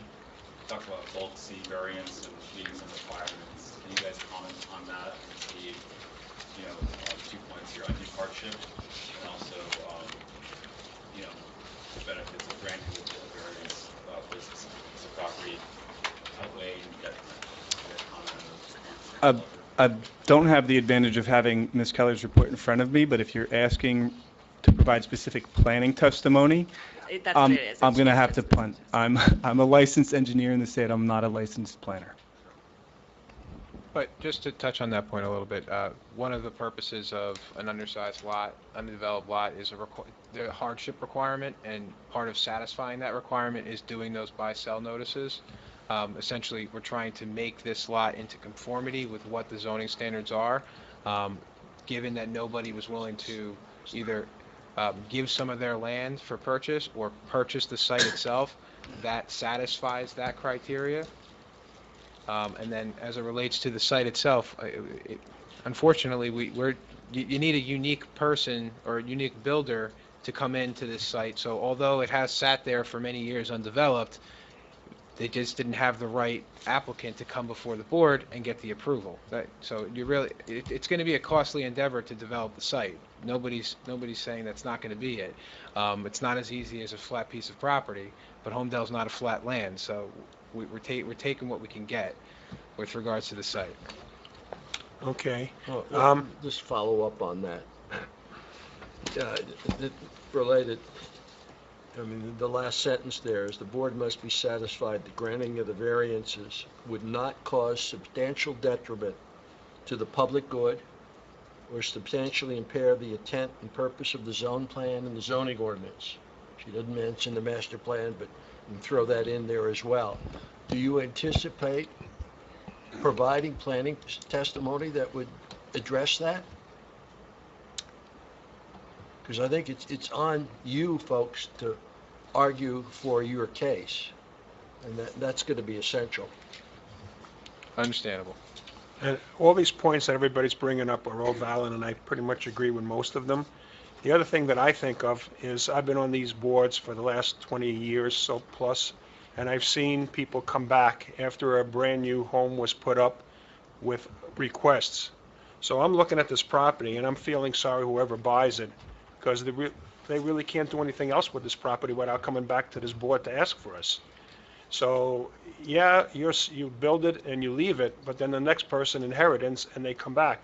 I don't know if I'll be here to see that, but that part concerns me. I always think about the resident, even though they don't exist yet, but how would they live in this house with all of the constraints that are going to be put on that property? So I think you should put that on. You should address that somehow in your presentation. And I'm not looking for an answer right now. I'm just letting you think about it. What I like to do now, because it's getting late, is I want to give the opportunity for the public to just ask questions on the testimony they heard up to now. I know you still have more testimony, but I just like to get them in now. Usually I wait till the end, but because of the complexity of this case, I think I'd like to hear some of that right now, if that's okay with you guys. Just to touch on your point, I believe you're referring to recreational or other outdoor space. One of the scenarios that we did look at included a pool or something else, and we felt that the open deck over the garage provided a better, more responsible outdoor recreational area. And also the asphalt driveway area, you can imagine being improved with, you could mount a basketball hoop on the wall or something. There was some consideration regarding recreational space and outdoor use, on top of the fact that it is naturally a relatively attractive lot. You're gonna be able to sit on the deck and experience the woods that are still behind you, and that passive aesthetic feature, I believe, goes into play for this development. All right, so here's how it's going to work. I'm going to ask. Oh, you have one more? Water that's there, where does that water go after it leaves the property? Did anybody research that? Because if you're draining into that water, whether it's from the rooftop, and even if you said you can from the driveway, it's not water that's being drained from the soil. It's being drained from impervious coverage or something, and I'm concerned, where does that water go? East Creek, whatever is it, there's water there. Correct. Where is, Correct. The site drains over land right now. It drains over the ground from Right. the southwest to the northeast side of the property. And it'll continue to do that in the post-development and it stays there, it's condition. not going someplace, it doesn't feed another tributary or whatever, where I'm concerned about the rest of the water in the township. So I believe that the concern, if I can attempt to Yeah, sure. put it in an engineering way, the three things that we look at when it comes to stormwater management are rate, volume, infiltration, and then solids, total suspended solids. Sorry. As far as rate and volume are concerned, they will be the same. They're actually slightly less in the post-development condition than they are now. So the rate at which, the speed at which the water leaves the site will be slightly reduced now, in the proposed condition compared to now, as a result of the engineered drainage system that's being proposed as part of this project. The water that enters that pipe from the roof leaders will sit in a pipe for a period of time. There's regulations to how long it's allowed to be in there. But it sits in that pipe for a while, and at the downstream end of that system, there's a small opening, and the water comes out passively, albeit slowly, rather than shooting right out from the roof leaders. You can imagine it as a bathtub. If you let the water into the bathtub faster than you let it out, it fills up, and when you just turn the spigot off or the rain event ends, that bathtub drains out, but all of it is slower than the spigot leading in. As a result, the proposed peak flows are going to be less than the existing peak flows. The water goes wherever it goes today. We're not changing the drainage characteristics of either the water body on site or anything downstream. If anything, we're very slightly improving it. It's because you're capturing the water in those two drains. Correct. The southern end of the house. The plan south, it's actually the west side, but yes. Yeah, so where one is by the open deck. Right, and the other is off to the north side. So you're saying these two here with this long pipe, is that 100 something? What is that That's the elevation, 173. It's about 174 elevation. Correct. So that the water's going to sit in this pipe and slowly Underground. It's not going to sit at the elevation of those inlets. It's going to go, That's the big correct, change here, how you're going to slow it down. correct. Okay. That's There's nothing else on the property, just this right here. yes. There's no other engineered, we would call them structural stormwater management measure on the site. Right, other than the driveway you mentioned just goes down the hill. The basically. driveway goes down the hill and sheet flows. That'll be a thing that we have to prove stability for, which we can do. Okay. Because normally the water would go into the ground where the driveway is right now. The water is going to do a combination of things. It's going to get stuck in the leaves of the trees. It's going to go into the ground there. But some amount of it, and this is taken into account for in the drainage calculation, some amount is runoff, does run off of the property on the surface of the ground. And that's represented by the engineering calculations that we supply in the drainage report. Okay, so the public, this is real important because I don't want to be rude to anybody. You're all going to get a chance to ask a question, but you have to ask a question as to what you heard. I know you're going to be tempted to ask questions that he hasn't even talked about as of right now. So we don't want to get into that. I'm giving you an opportunity to ask questions on what you heard today so far. And the questions, that's all they have to be, not comments, well, hey, I love that property, it's been like that, none of that kind of comment. So it has to be a question. If it's not a question, I'm going to ask you, make it into a question, or otherwise I'm going to cut you off. Okay, so it's almost 9 o'clock. I'll hear probably anybody that wants to speak to before we decide what we're going to do after that. And then just for the public to understand, so is there a point in time Oh, where yeah. a statement? At the end of the hearing, which most likely won't be tonight, it'll probably be another night, probably in January sometime or February. And at that point, we will continue the hearing and have more questions for the professional. There may be even a planner here to come down or whoever else they want to use as witness. So there'll be more questions. And after all the questions are all done, then it'll be open to, say, comment. And at that point, you can say whatever your heart desires, we'll all listen to it. And that'll help us make a decision at the end. Okay, so who wants to go first? Come on up, come to this mic. Courtney, is this mic live? Okay, and state your name and your address, please. There's a little switch there. Best to hold it and almost Yeah, swallow. if you like, you could pick it up and hold it near your mouth so everybody can hear out in Facebook land. YouTube, Facebook, wherever they listen. Okay, Mike Pohl, 20 Mount Drive. So I have a question about hardship for the applicant's engineer. And it goes back to what the township's zoning officer talked about. And I promise I will end this with a question mark. So my question is this. The zoning officer talked about, and I've done my own research and saw the same thing, over the last 6 years, this property changed hands through tax foreclosure sales twice. In each case, the purchaser purchased the property for under a couple $1,000s. So my question, sir, to you is, if the current property owner purchased the property for under a couple $1,000s, what is the hardship here, and what do you think his reasonable expectations at the time of purchase were? I'm not sure that's necessarily relevant with regard to the application, but properties that are purchased at tax foreclosures, those are scenarios where there's a tax lien imposed. A township makes a determination that in order to recoup the costs or the losses of tax revenue, they issue a tax sale certificate. Somebody offers to purchase it, and then over a period of time, there is a tax foreclosure. Anybody's intentions with relation to why they make those acquisitions is not relevant with this particular application, especially in front of this board. Financial reasonings or any other reasoning besides the hardship of the site itself are not applicable or at the purview of the board itself. Well, I thank you for answering the question, but that question was one of the not valid questions to ask.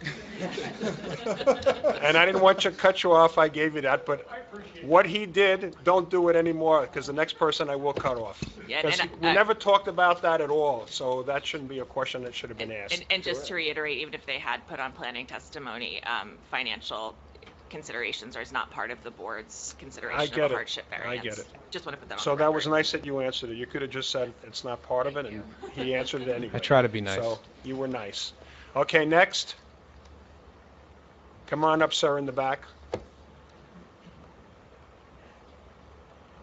Two people? Okay. If two people are talking, two people have to identify themselves. Oh, no, only one. Okay, come on up, sir.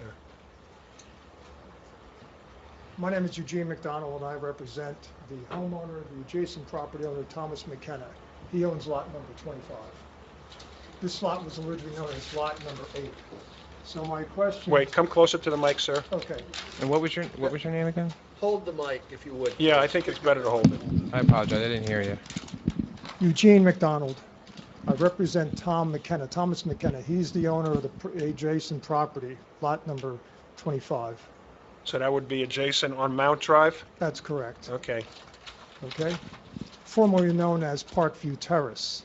okay. So I'm letting you know, I will come back with a presentation going all the way back to 1955 and showing why this lot was never, ever intended to be built on. Was never, ever. Okay. And that this board is bound by the resolutions that created those subdivisions and created Ravine Place. And I presume you're going to look all these up and bring them? I have them now, and I'll be glad okay. to not supply them now because I don't provide my evidence. I don't like to get shot down in the head. I know Mr. Alfieri very well. In fact, he's going to be handling a matter for our the Keyport Yacht Club. And who recommended you? You don't know Okay. that. But anyway, So I would just suggest, to the extent you don't want to, no, but I anyway, would suggest you provide it to your adversary, but to us and the complainant. oh, I have it here, but I'm not going to do it tonight. It's not. No, not necessary. tonight, but before the next hearing, we would, be much helpful to the board professionals. And I could put it on the You do have screen. one question for that. Yeah, I'm waiting for the Okay. question. Not the question. So, anyway, No question? no, I have the question. You were asked where this water goes. Do you know where it ultimately goes to, where it empties into the stream? I do not know the end-to-end result of the stormwater that leaves this It site. goes out near Union Beach, into the bay, into Okay. Raritan Bay. Okay. Yep. Now, the calculations that you've made are hypothetical, correct? Can you be more specific? Well, They- you wouldn't know until you actually see the water flowing, correct? It's a hypothetical. The calculations that we prepare as part of an engineering drainage I understand that, analysis- but it's a hypothetical. Yeah, it's yes or no. I don't believe it's hypothetical. It's a model of the existing condition and a model of But the you can't proposed prove condition. it. Do you want to come back after it's built? I'm not sure what the, I'm not. Yeah, sure when you how come to back answer. after it's built, because the chairman made a comment about that. And I can tell you on a lot of properties that I've been involved with and my own personal Okay, we're properties, not going into questions. What are- until you actually see the water flowing, it's a hypothetical. There's flowing water, the Frankfurt Light House in Pennsylvania.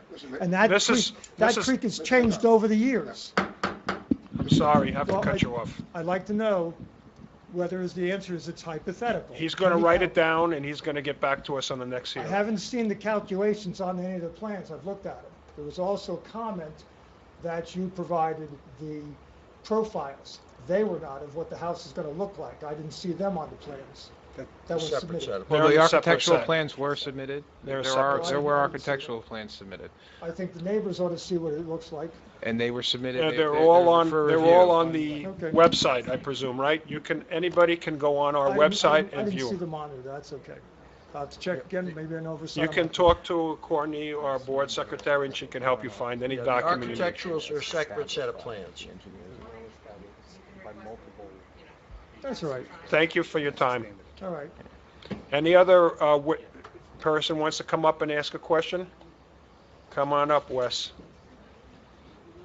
First time in one of my boards, a long time. Identify yourself, please. Wes Fagan, 50 Chestnut Ridge Road. There are pink ribbons tied to various trees on the property. Could you tell me what they represent? I can actually, as part of the requirement to locate trees within the area of disturbance, our office performed a site visit wherein we identified the limited disturbance and the trees that would potentially be subject to being cleared to facilitate the proposed construction of the home and driveway. Okay.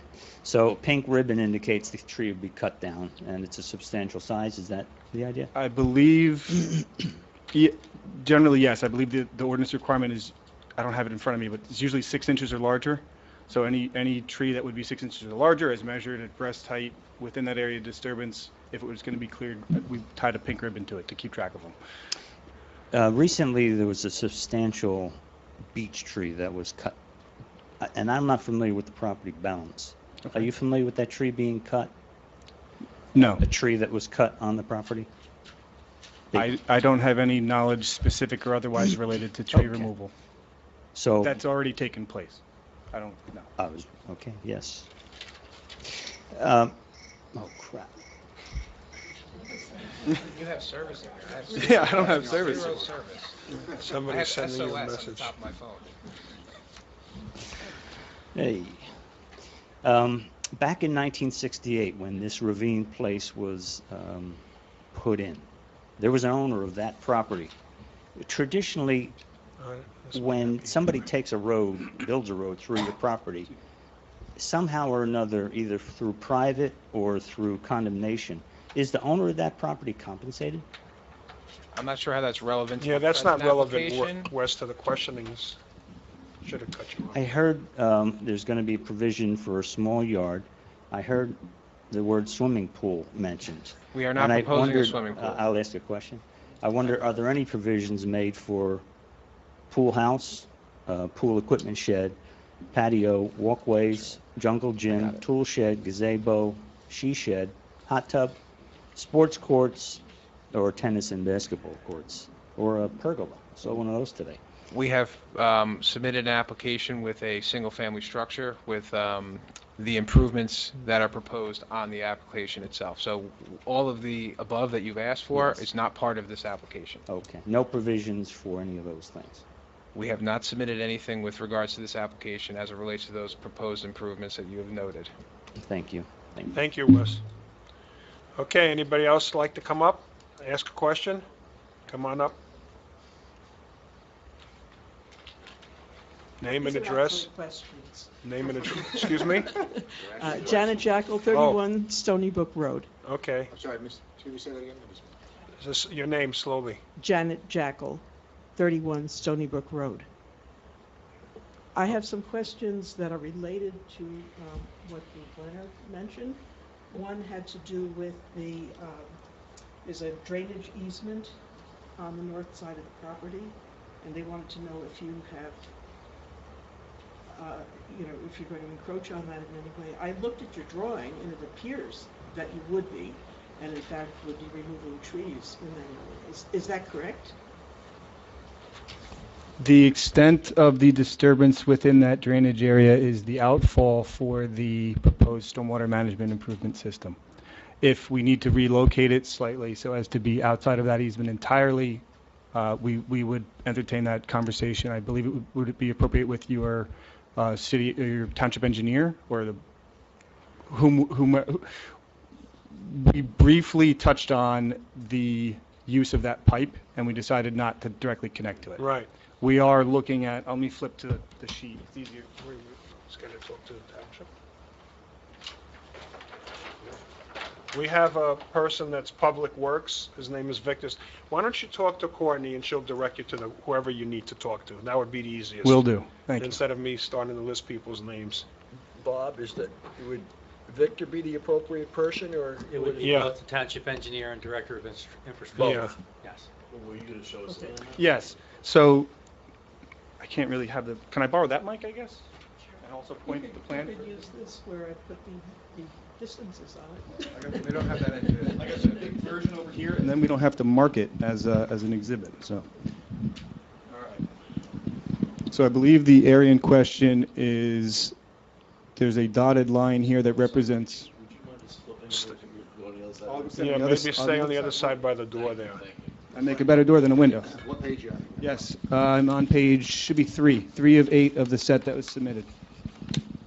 All right, so on the north side of the property, there is an existing drainage easement. Oftentimes, those easements are allowable for features such as outfalls, pipes, etc.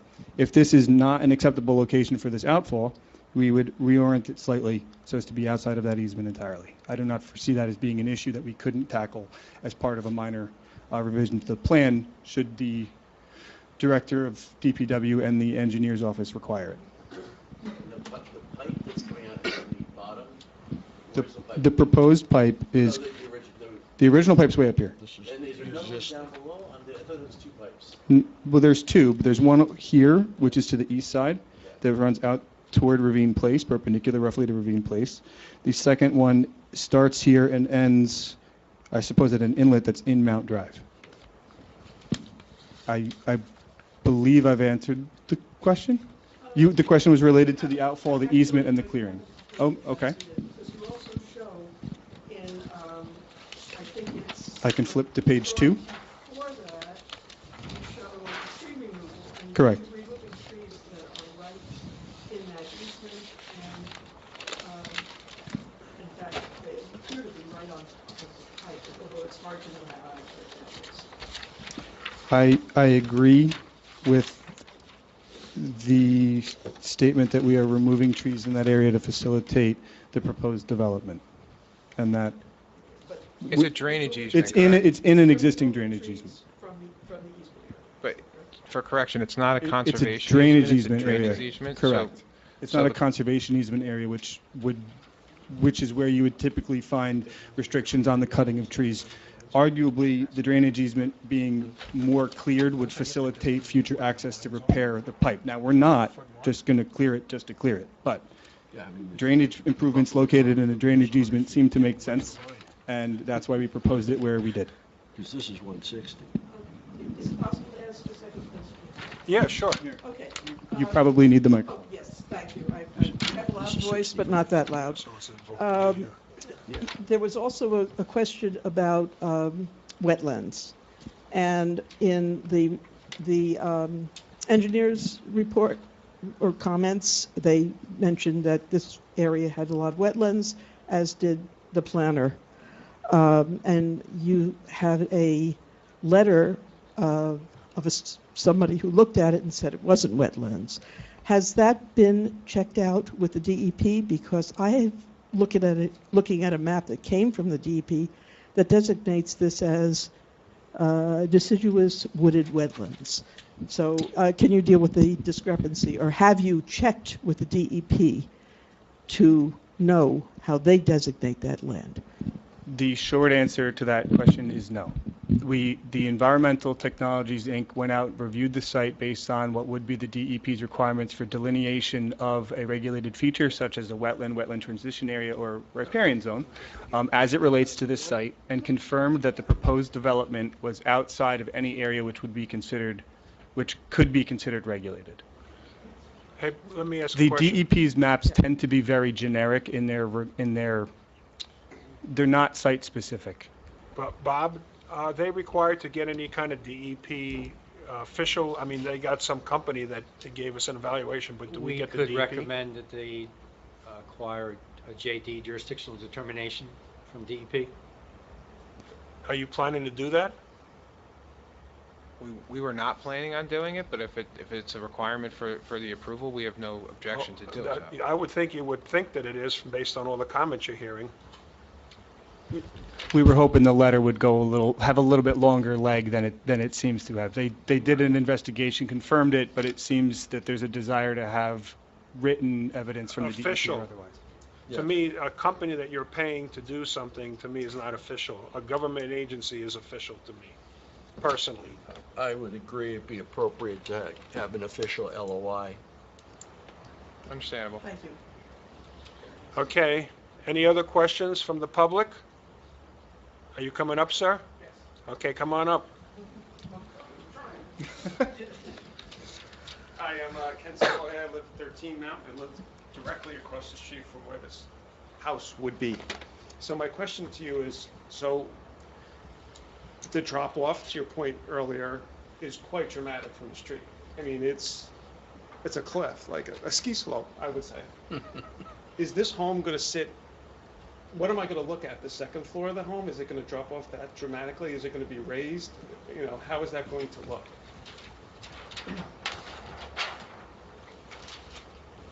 I'll point out that is a fair question, because I did talk about the first floor elevation of the home.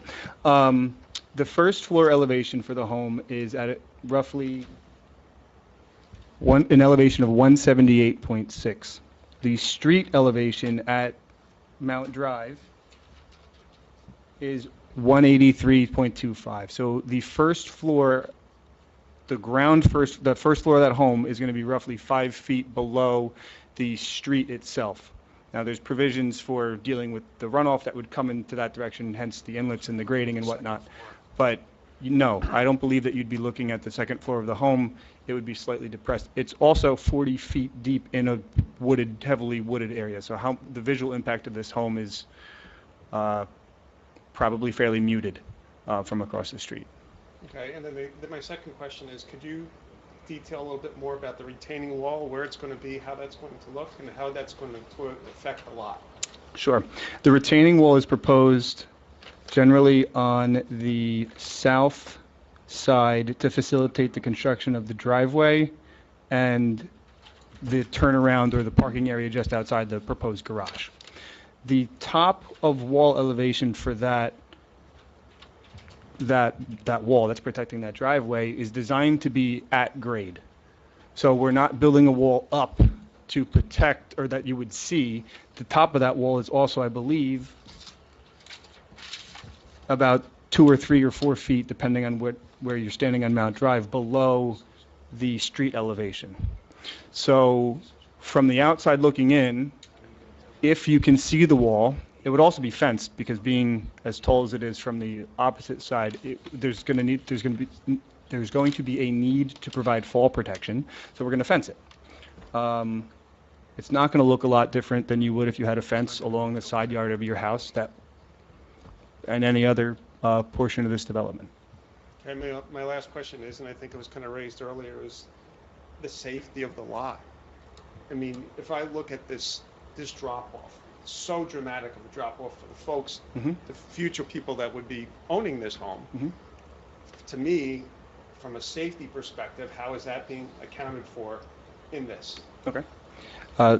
The safety of these, I suppose the steep slope nature of the site is going to be a challenge potentially from a construction standpoint, but part of the engineering that we do when we're designing the grading and drainage improvements in the lot itself is to provide ground surface and runoff, potential runoff on that ground surface that is stable. And a stability analysis and an erosion analysis is part of what the Soil Conservation District is going to look at and review if we have the opportunity to submit to them for a certification. So there's a lot of different elements that go into making sure the site is safe and stable. It can be fall protection on the top of the retaining wall. It can be how steeply you grade the ground. It can be the type of soil stabilization matting that you put down. But it's a well-engineered, in my opinion, it's a well-engineered site that I believe is responsible to the owners that would live there. I'll save my commentary to the end. Thank you. And just to touch on that a little bit further is any construction on the site would be reviewed by the township. They're professionals, and it would go through construction officials. So nothing on the site would just be haphazardly installed without safety checks from the township to ensure that it's done properly. Thank you. Anybody else like to ask a question? Okay, no more questions. Okay, so we can continue with testimony, or we could take a break, and you could take all this feedback from everybody, from the public, from the board members, and think about what you want to do. I think at this point, based upon the comments from the neighbors, the comments from the board themselves, the board professionals, I think we do have a little bit of homework that we need to do on our own end to just come back with a little bit cleaner of an application for you guys to have hopefully an affirmative vote. So we would request that you carry the application to the next meeting. I think you said January. We're talking February. Yeah, so January Right? would be, yeah. Oh, yeah, to reorg, and then we're going to, but just like we did for the other one. So you then said it's gonna January be- 10th is reorg? But Dante, so there'll be no testimony that day. We'll carry it again. Yeah, understandable. to a new date. Right, but the So next that hearing will would- probably, You don't need it. The only question I would have is, would we need to renotice? We'll carry without us. Okay. But probably prior to that date, you should consult with Courtney as to what dates are on the calendar, so that at the meeting on the 10th, once the date is confirmed as a meeting to be held, that you could then be put on the calendar, and it would be on the 10th, it would say carry to February 29th, or whatever the date. Whatever the very first one is, we're requesting. okay, so you have your homework, right? You need to Yes. talk to a lot of people, you got it, and, I don't know if we'll get to it, if we need to, but we might also decide that we want to have an on-site. And on-site means that we would physically go to the property, even though a couple of us have gone there and looked at it, but we could go there if the board so desires and have an official meeting for you to show us how this is going to work, if it's, it satisfies some I'd of like, us. let me just add a comment here. You've got, as you indicate, you've got work to do, and I prefer to give you a heads up as to what kinds of questions might come up subsequently. I for sure would like to hear some planning testimony. I wrote that in my notes. To justify the variances, that it is, I don't like the word hardship, but however you want to put it, and that it is consistent with the zone plan, it's consistent with the master plan, because we here in town, a lot of people want us to preserve our resources, to preserve and not damage steep slopes and all of the like. So I'm not querying the other board members, but I'm sensing a bunch of negativity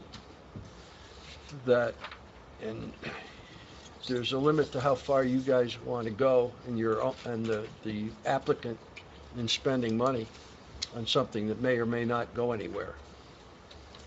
Yeah, well, we shouldn't get into that now, Ralph. It's not appropriate to make a statement like that now. Okay.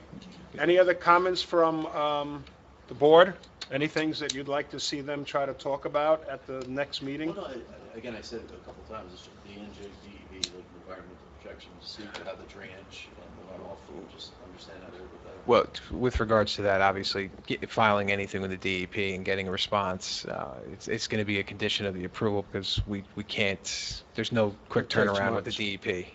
Unless you have an in to get us there.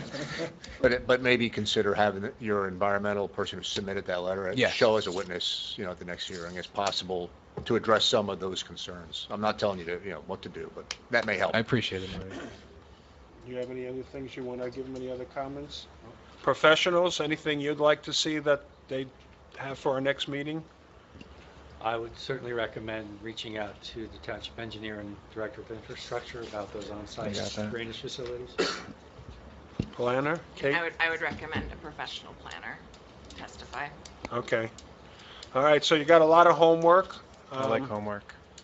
You can get back to Courtney, and thank you for your presentation. Do you need me to, Courtney, do you need me to coordinate with you for dates? Do you know when you're going to have the potential dates for the following meetings? I mean, I already have it. Oh, you're having it. That's why I said talk to Courtney. All right, we'll reach out to you, Courtney. I'll call you, But Courtney. Dante, they're not official. They're not official yet. Not official till reorg. For, Could change in theory. for my benefit, who would have the contacts for the engineer might be able to look up the infrastructure, the two entities? Do it offline. Gotcha. We'll get it all from you, Courtney. Just have a suggestion or a comment. There was an attorney that came up and said he has something to show that that property should have never been developed. I think it'd be wise to talk to him before you spend any more money, see what he's got. Yeah, because I presume he'll be here too at that meeting. I would think so. Sounds like it. Okay, thank you very much. Thank you, We guys. still Have got a happy another holiday. business to do here, so. Thank you. Item number 3 we have, and then the number 4. Draft. Give them 2 minutes to let the noise go down. We're still having hearings, so quickly exit the room quietly, please.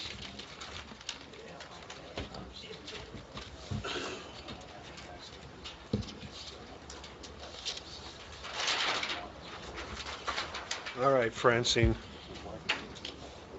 Item 3, draft meeting minutes, June 29th, 2022 was a special meeting, and July 20th, 2022, a regular meeting.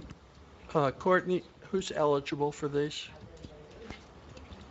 For the 29th, it would be Dimitri, Ralph, Francine, and Gaurav, that's it.